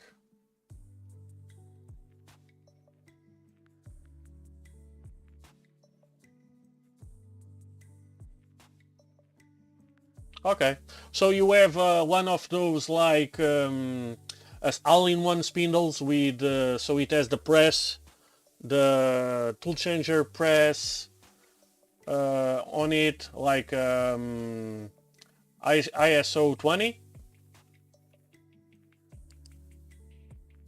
ISO 20 tools, that kind of stuff.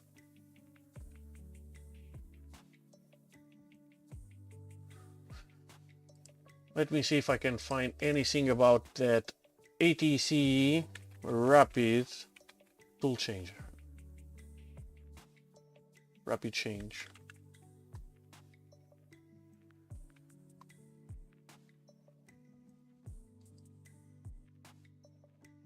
The Rapid Change ATC magazine is finally available for purchase on our website. Is this thingy? You can use the coupon code YouTube for an additional $50. Oh, I know. What is this? I know. I never used.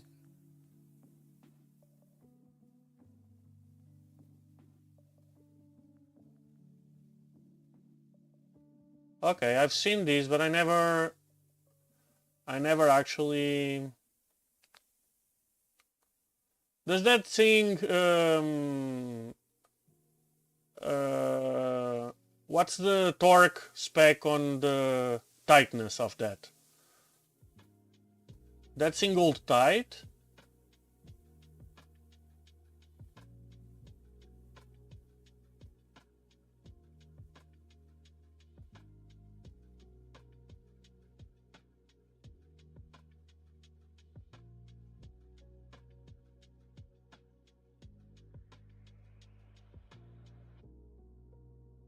It's interesting. Well, I can't use on my machine because I need all the travel I have on... Well, I could use it on the other way, on the so oriented... No, I can't.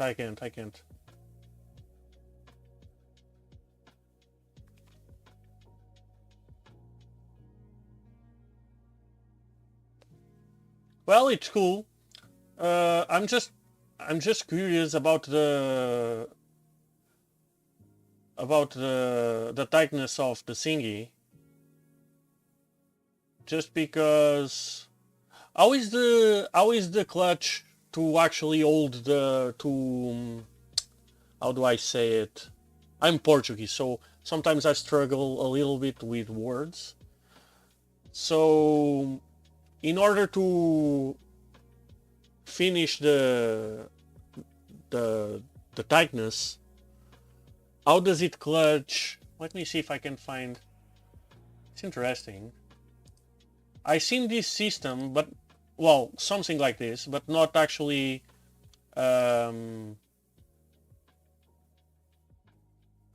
oh, it's with those ball bearings. So those ball bearings probably have some kind of springs, and it's what does actually the...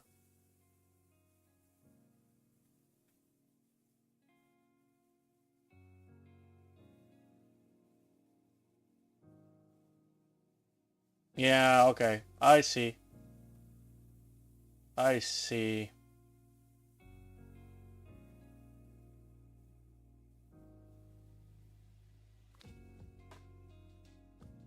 So in theory, the more it goes down, the more it tightens, of course, until you finish the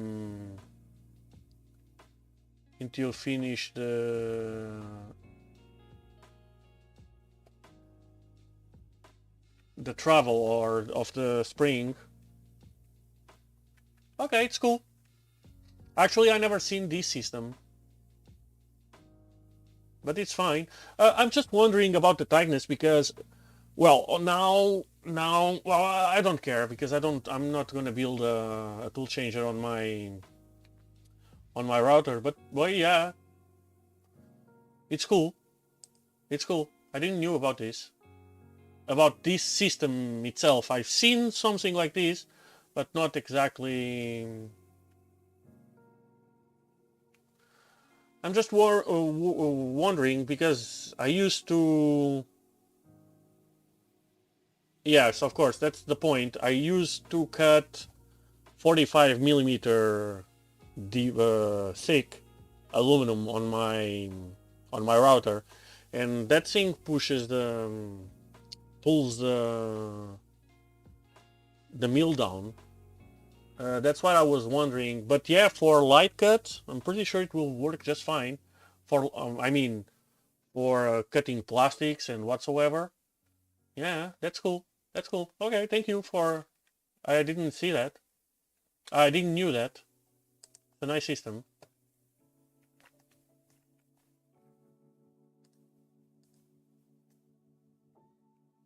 It's actually fun for my.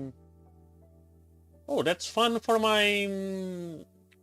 PCB machine. So I have my first CNC machine, the 3040. I'm converting it. Well, I've been converting it for years. Yeah, it should be about something like that.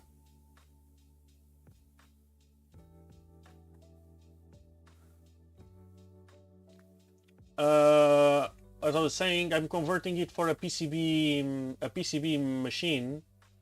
It's kind of a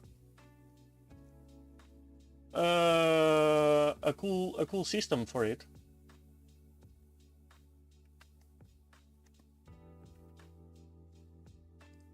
Okay, so let me finish this. Yeah, I'm gonna finish this and finish the other. Finish the setups and I'm gonna call it.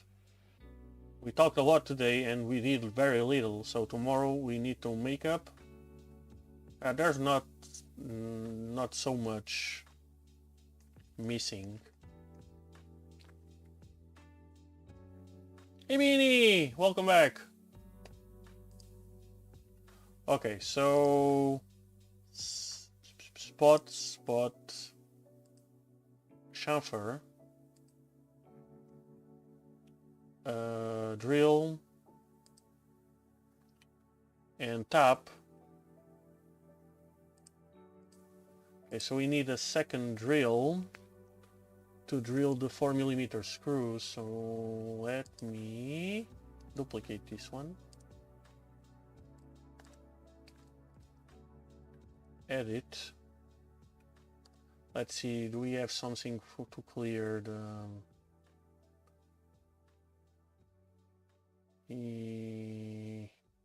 Yeah, we do a 4.6, so it's a little too big. Well, we can do a 93. Tool 93. So 93 we need, well, ideally, here we would need 4mm. I don't have a 4. I don't think I have a 4mm set.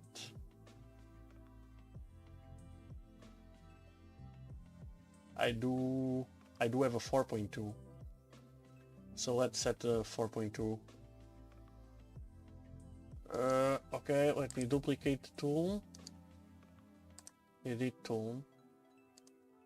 93.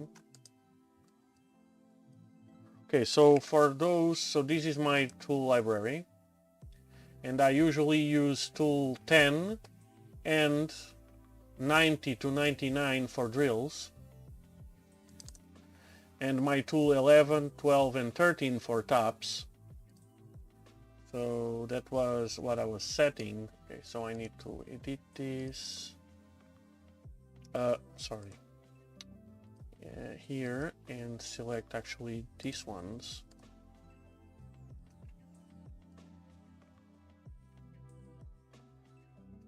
And yeah, that's fine. Okay, so here we need to pay attention and actually remove the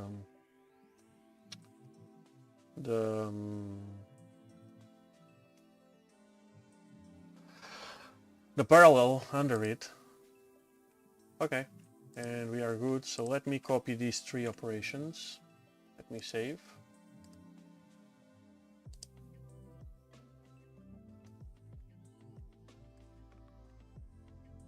And I'm gonna paste them here.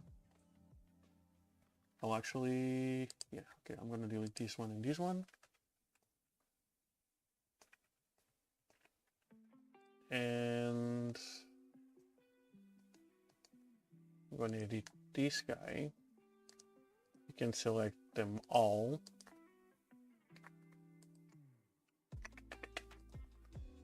I'm going to do this one, this one, this one, and this one. And we're going to do 5. Oh, actually 5, it's good for all of them. Yeah, 5 is good for all of them, so let's go.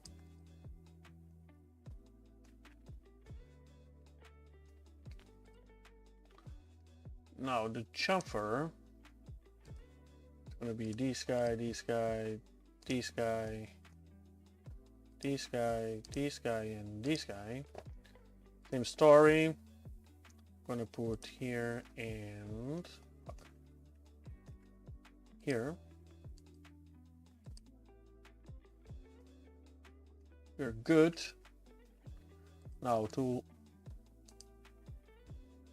so this one, it's the 3.7, so it's this guy and this and this and this. Should go under just fine. This one should be this one, this one, this one, and that one.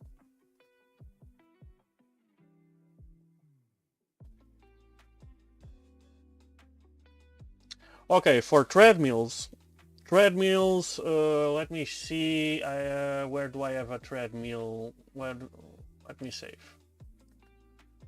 Okay, let me finish, give me a minute. So here I'm using tapping, not treadmill. But I'll show you in treadmill how it works in a second. Okay, so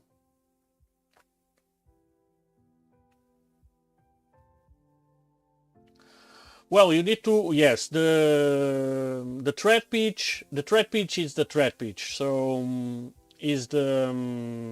so you know how to do it. No point on showing.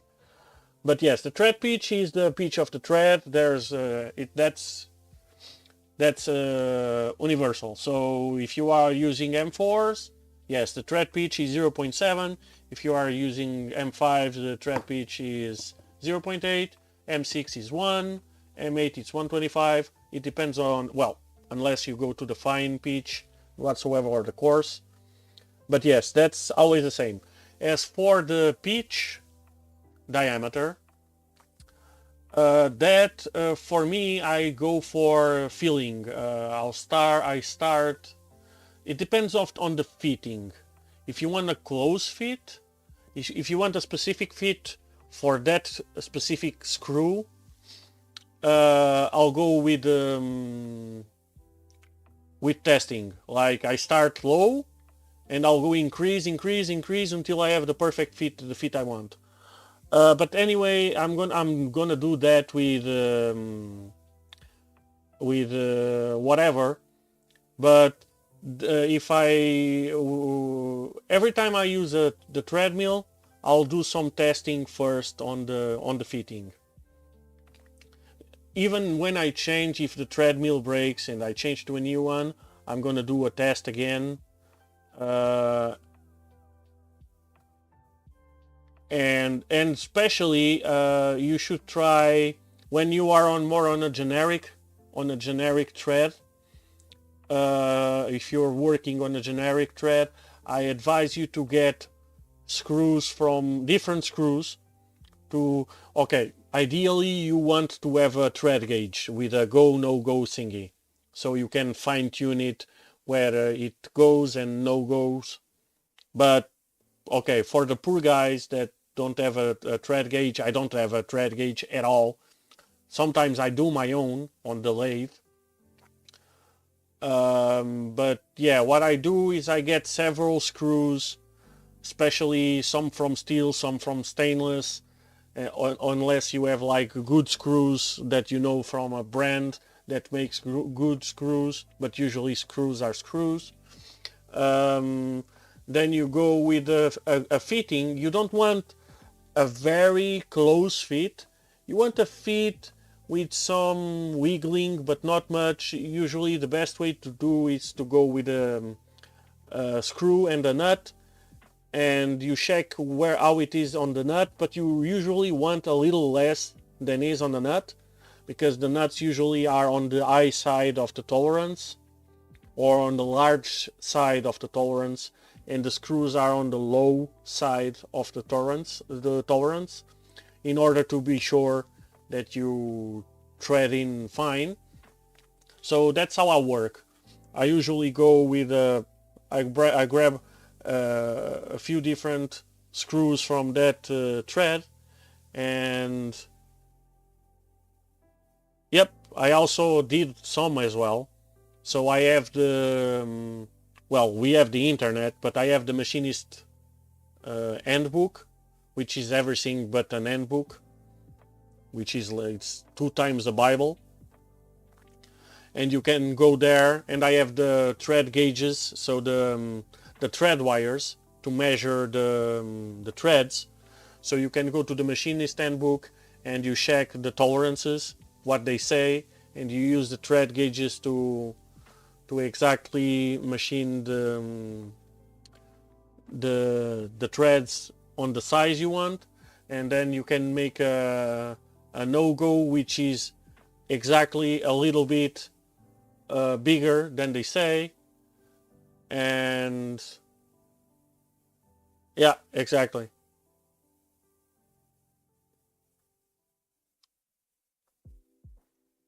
Do you do one a little bigger, and you do one spot on the tolerance, and then you know that one, if that one is good, you're good, and the one can't thread because it's slightly too bigger, and that's what you aim for.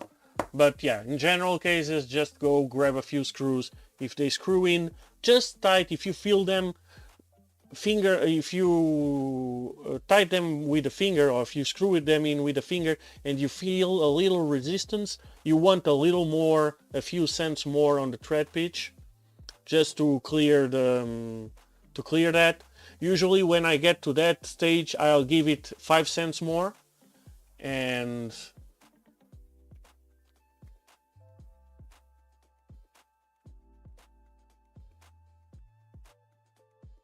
yes, and you tried the ones that you don't need to drill? I'm very curious about those ones. I haven't bought one yet, but I'm about to, because I'm really curious about those things. I'm not sure if you know what I'm talking about. There's some new, well, not new. I first heard from them on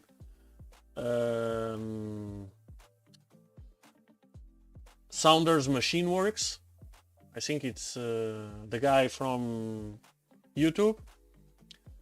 That thing, probably plunge treadmills. basically you don't need to open a hole. They work counterclockwise, so instead of rotating clockwise, you rotate the spindle counterclockwise, and you need to start the thread from the top. Usually when you are doing inside threads, you start from the bottom. You start from the top, and you go and you plunge and you go spiraling with the thread pitch you need, and those things are amazing. And I saw the guy doing in die steel, in heat treated steel. Let me see if I can find, and that thing is amazing.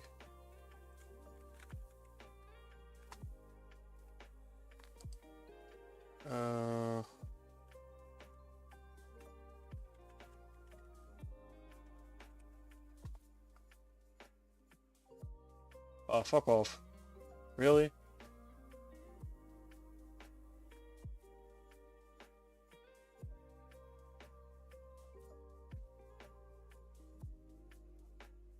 No. But those you need to make a hole first, right? So those are the regular ones.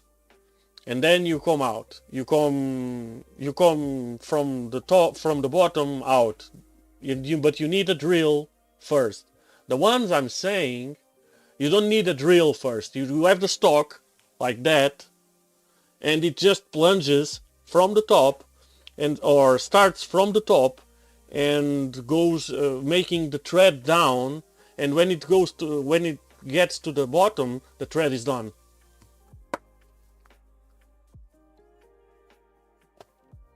So yeah, it was from me here. Oh, fuck, I don't know. Treadmill. Oh, let me try like that.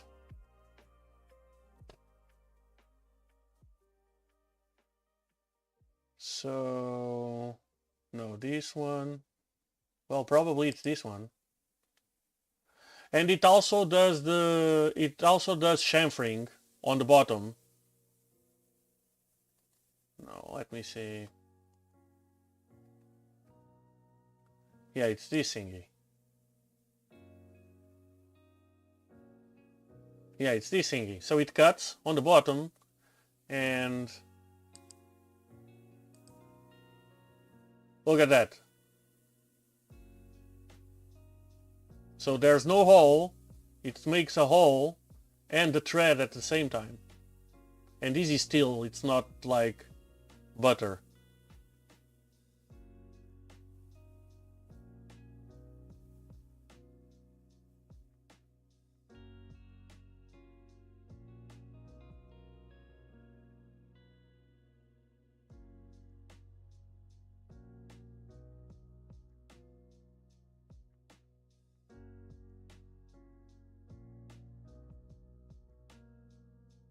So see, it has cutter under the thingy.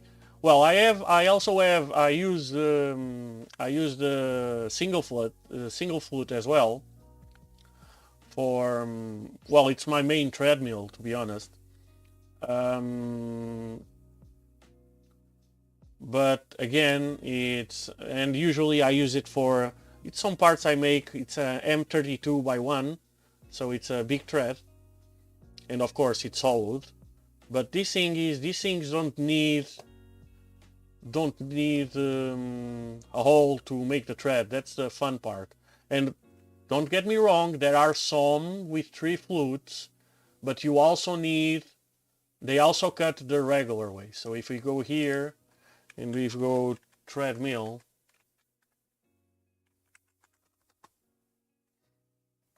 fuck me.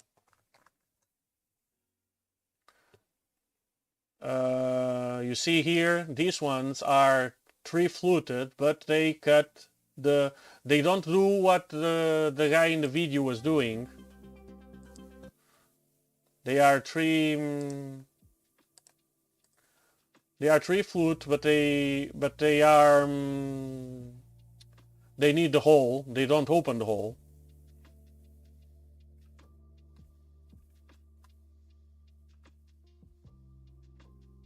So like that.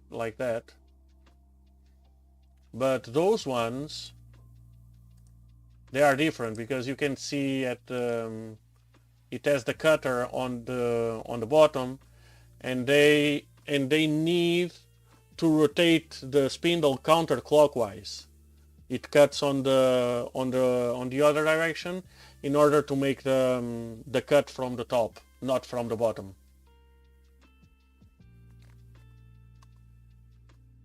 See, if it's left cutting, it's not right cutting, so the spindle needs to rotate counterclockwise. It's not the same thing, two different things. I never tried, I used these a lot. So these again are the same, so they are 3 flute, but not the other ones that I said that you don't need to drill. I use these in M2 for my project, my latest project. I use these little girls in M2, which is a damn very, very fine thread.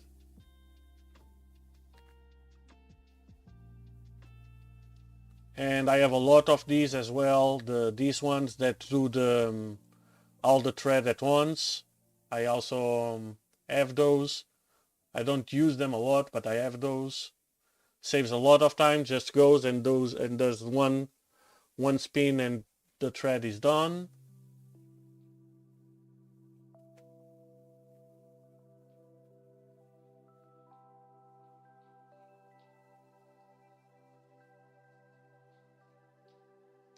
Well, you can, yes, yeah, they are expensive, but I really want to try one. I need to try one. Those things are sick.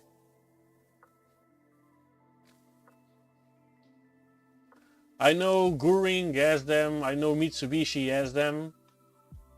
I don't know which one are cheaper, but I really want to try one. Those things are super sick. And I have a project that I'll have a lot of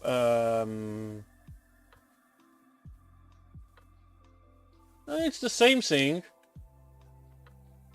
Well, actually it's not the same thing because you don't need to drill the hole. So you don't need the drill, and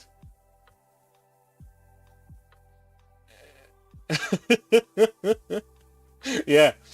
I remember when I saw the first video on these, it was years ago, on Saunders Machine Works. And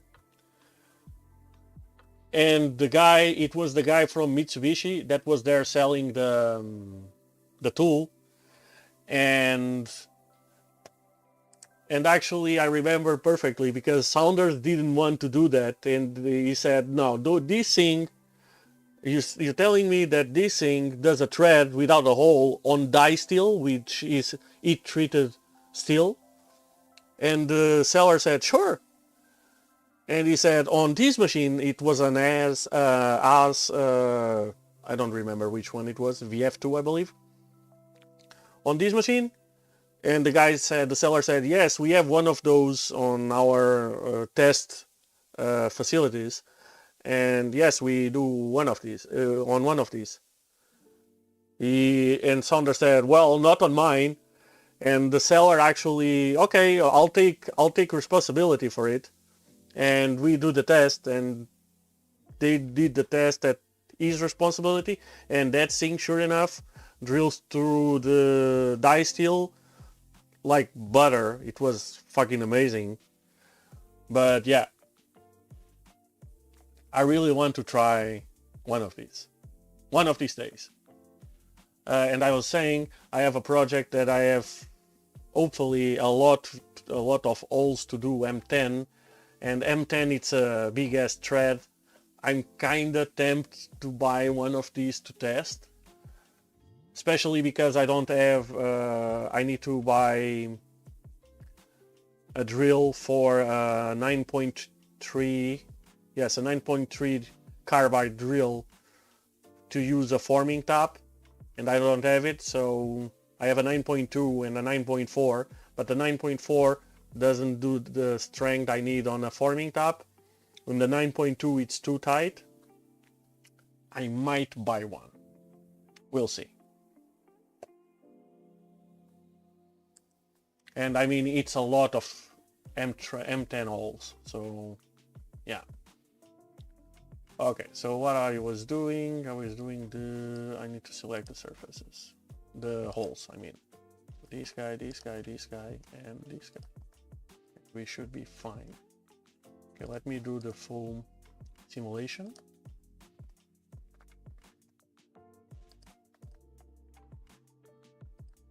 Okay, we go like that, we do the facing, we do the finishing, we do the pockets, that's fine. We do the spotting.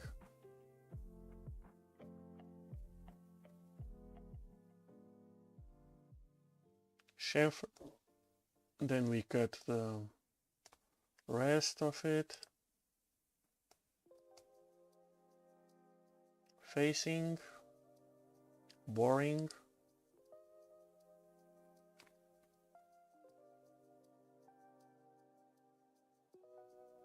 Spotting. Chamfering. Drilling. Drilling. And tapping.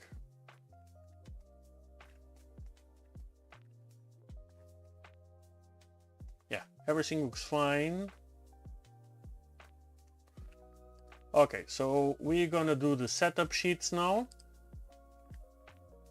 So since we have the, okay, let me protect it first so I can activate the chamfers. That's fine for now. Just so I don't forget. Okay, so let's start with this guy. So let's pose it for the picture. And let's create the setup sheet. Okay, we're gonna save it. We created a folder somewhere. Somewhere we should have a Milo CNC. Yeah, that's fine. Okay, let me open it. Fuck. Drawing setups.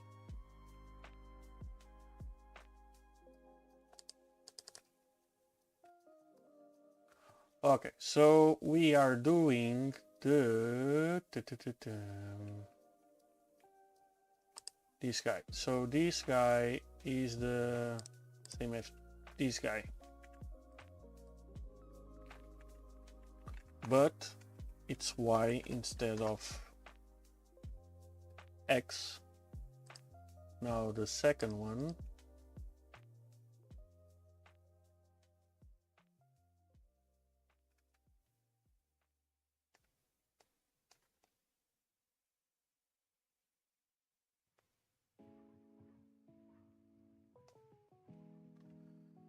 the main page view, I'm not sure. Well, I'm used to it already, but okay, I'm gonna do it like that. I can see the origin there. I don't like change.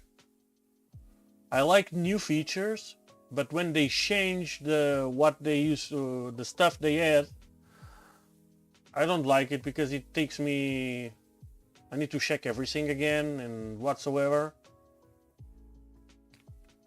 But pretty much now everything new is all these new stuff that it's super expensive. So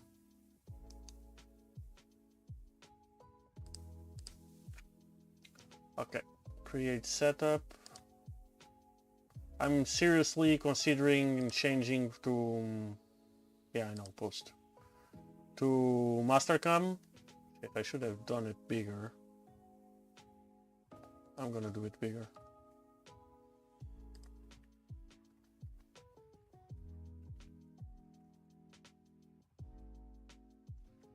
Yep, I'm gonna put something to do offset, either a parallel or a gauge block, something like that. It's just because it's a round surface. I could easily So I use a Heimer probe on my machine, which is analog. I could easily find so the eye spot in here and the eye spot in here, but in order to use this trick or this system, everyone can use it with or without an Heimer. It's easier and it's a neat thing to do. So I'm going to use the offset from this face and this face.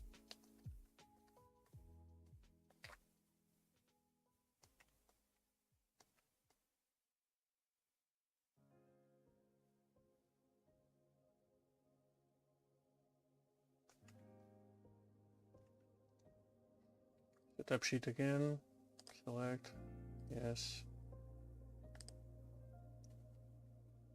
And this guy we copy.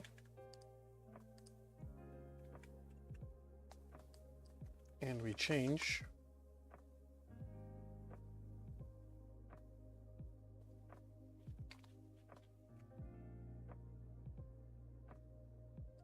Usually I use a parallel under, so when I hold these on a vise, so this thing is so it's 25.5. Basically, I'm going to hold it something like 20 millimeters in the vise, so I have 5.5 millimeters between the face, so this face and the jaw of the vise, and I stick a 5 millimeter parallel under there, and I'll just offset the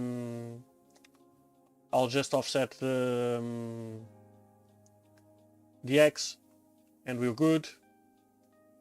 So that's how I use it. That's how I'm gonna do it.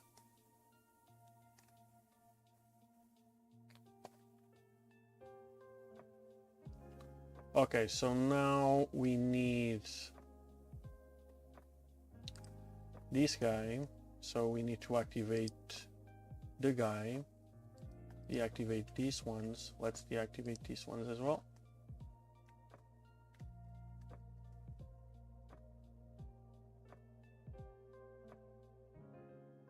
There's not much to do on this thingy.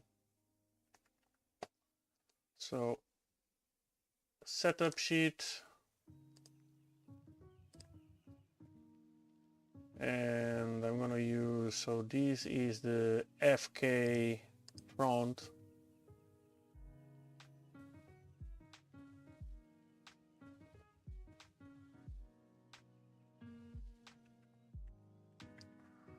Well, in here,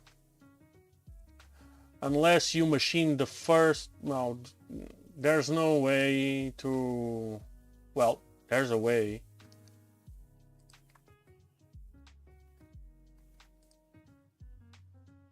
Where is it? It's here. YFK front.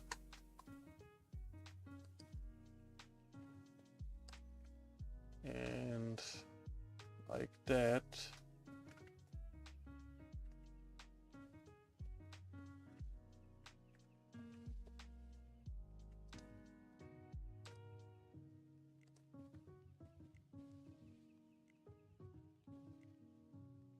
Yep, exactly.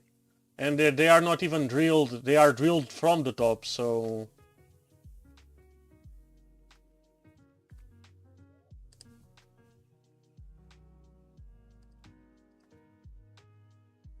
There's no easy way to... Fuck, it's this one. This one.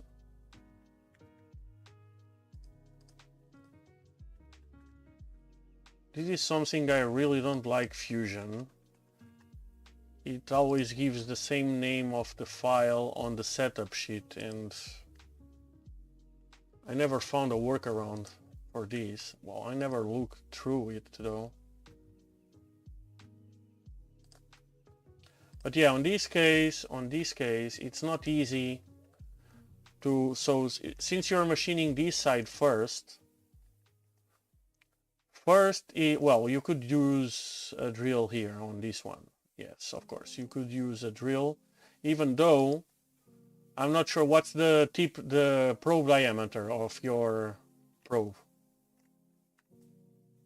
If it's a thin one, if it fits on a 3.7 millimeter, you could do this first, but then it's going to be threaded, and really you want to thread it on the same setup that you made the drill. So even a threaded hole, it's not the best thing to probe in. Even a drilled hole, it's not the best thing to probe in. So since you are machining this side first, I'm not saying away. Of course, you could change the shape of the part. The part doesn't need to be like this in order for better machining. It doesn't need to be round, but it is. You could change that, but I don't see other way to transfer accurately the dimension here. What you could do, you could use a square. That's something you could do. So instead of translating that, you could translate this one. So you could do this and use a square.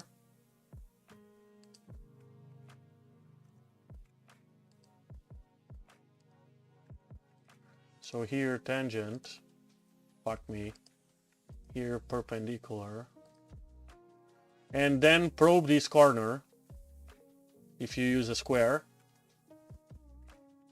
you could probe this corner here. Oh, but no, you can't, because you have the stock on top. No, you can't. It's not steep enough. Not even close to steep enough.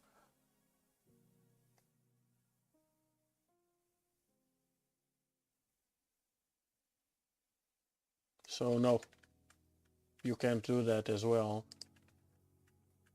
Yeah, I don't see another way to actually get a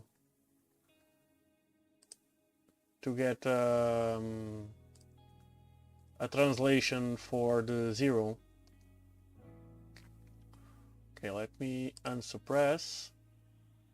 Let me hide these, show those, select these, save. Now I need to redo the setup, just this one. Yeah, I'm gonna put it like that. And setup sheet, post.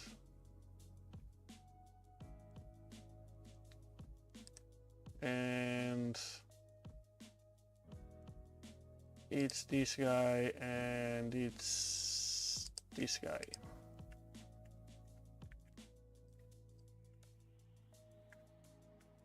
Need to delete this one first. Yes, even you can do other thing. There's another thing you can do actually. Now that you spoke, you don't need soft jaws for this. You can use a stop motor, a vice stop. If you use a vice stop on here, you can probe first the X, and then since this face will be against the vice stop, you're located.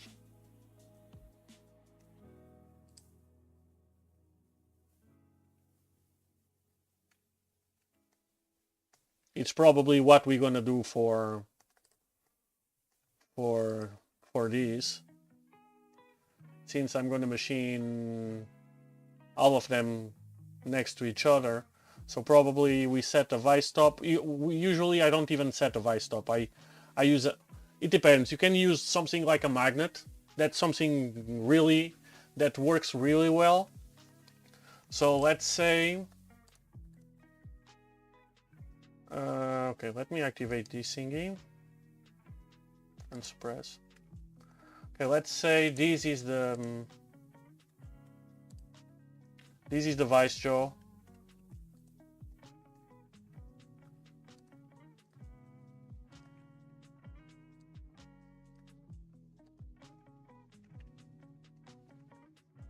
And this is the parallel.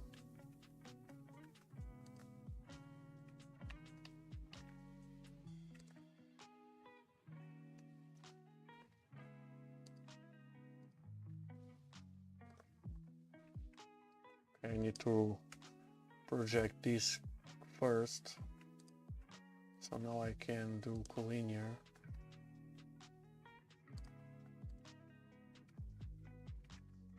Okay, let's say this is the parallel. So what I usually do, okay, I should have done independent bodies, but doesn't matter. What I usually do is I use a square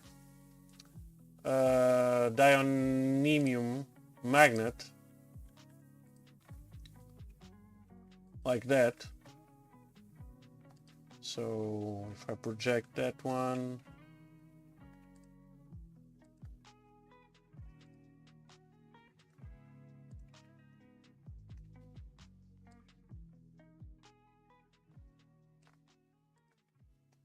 so I use a square dionymium magnet. It won't go anywhere, and it's easy.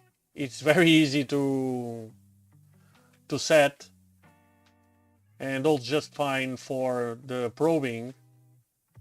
And you can do all the 3 axes before even putting the work in there. I like to measure the Y after I tighten my jaws, my vise, because the jaws usually move a few cents if it's relevant for the piece I'm making. But yeah, so you can use a magnet and you're done, or you can use just the stop, the nard stop for the vise. Yes, of course. If you're doing production, a nard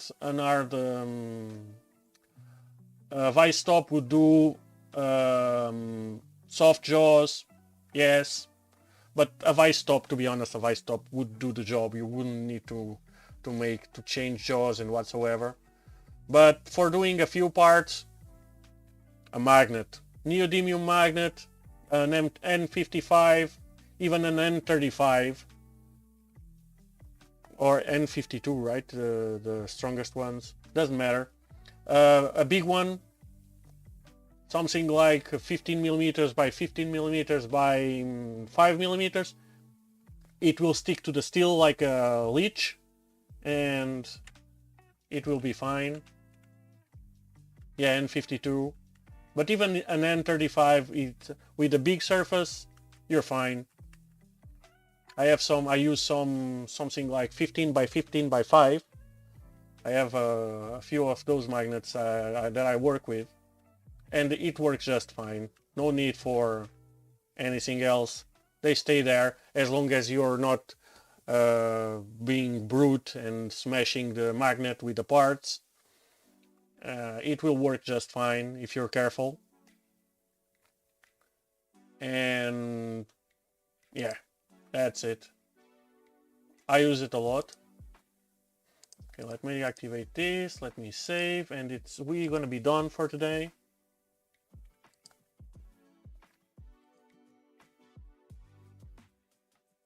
So again, let me close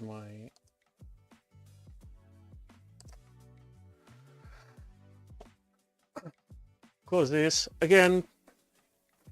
That's it for today. I hope you guys learned anything. I surely did. If you guys like the content, please subscribe and like the video. We have, as I said, we have a Discord server, so join us if you're interested in this kind of subject. Thank you for watching, and yeah, see you guys next time, hopefully tomorrow. Thank you for, yeah, it's too, well, where are you? It's 1:20 here, so you probably France, Germany, something like that. So yeah, thank you for stepping by, and thank you for all the chit chat. I love this shit. So yeah, thank you guys for watching. Thank you for making me company. And yeah, Germany, nice. And yeah, that's it. Tomorrow, usually at same time, about 9 p.m, 22 p.m. for the German and French and Spanish. So see you guys tomorrow, and yeah, have a nice evening. Bye bye.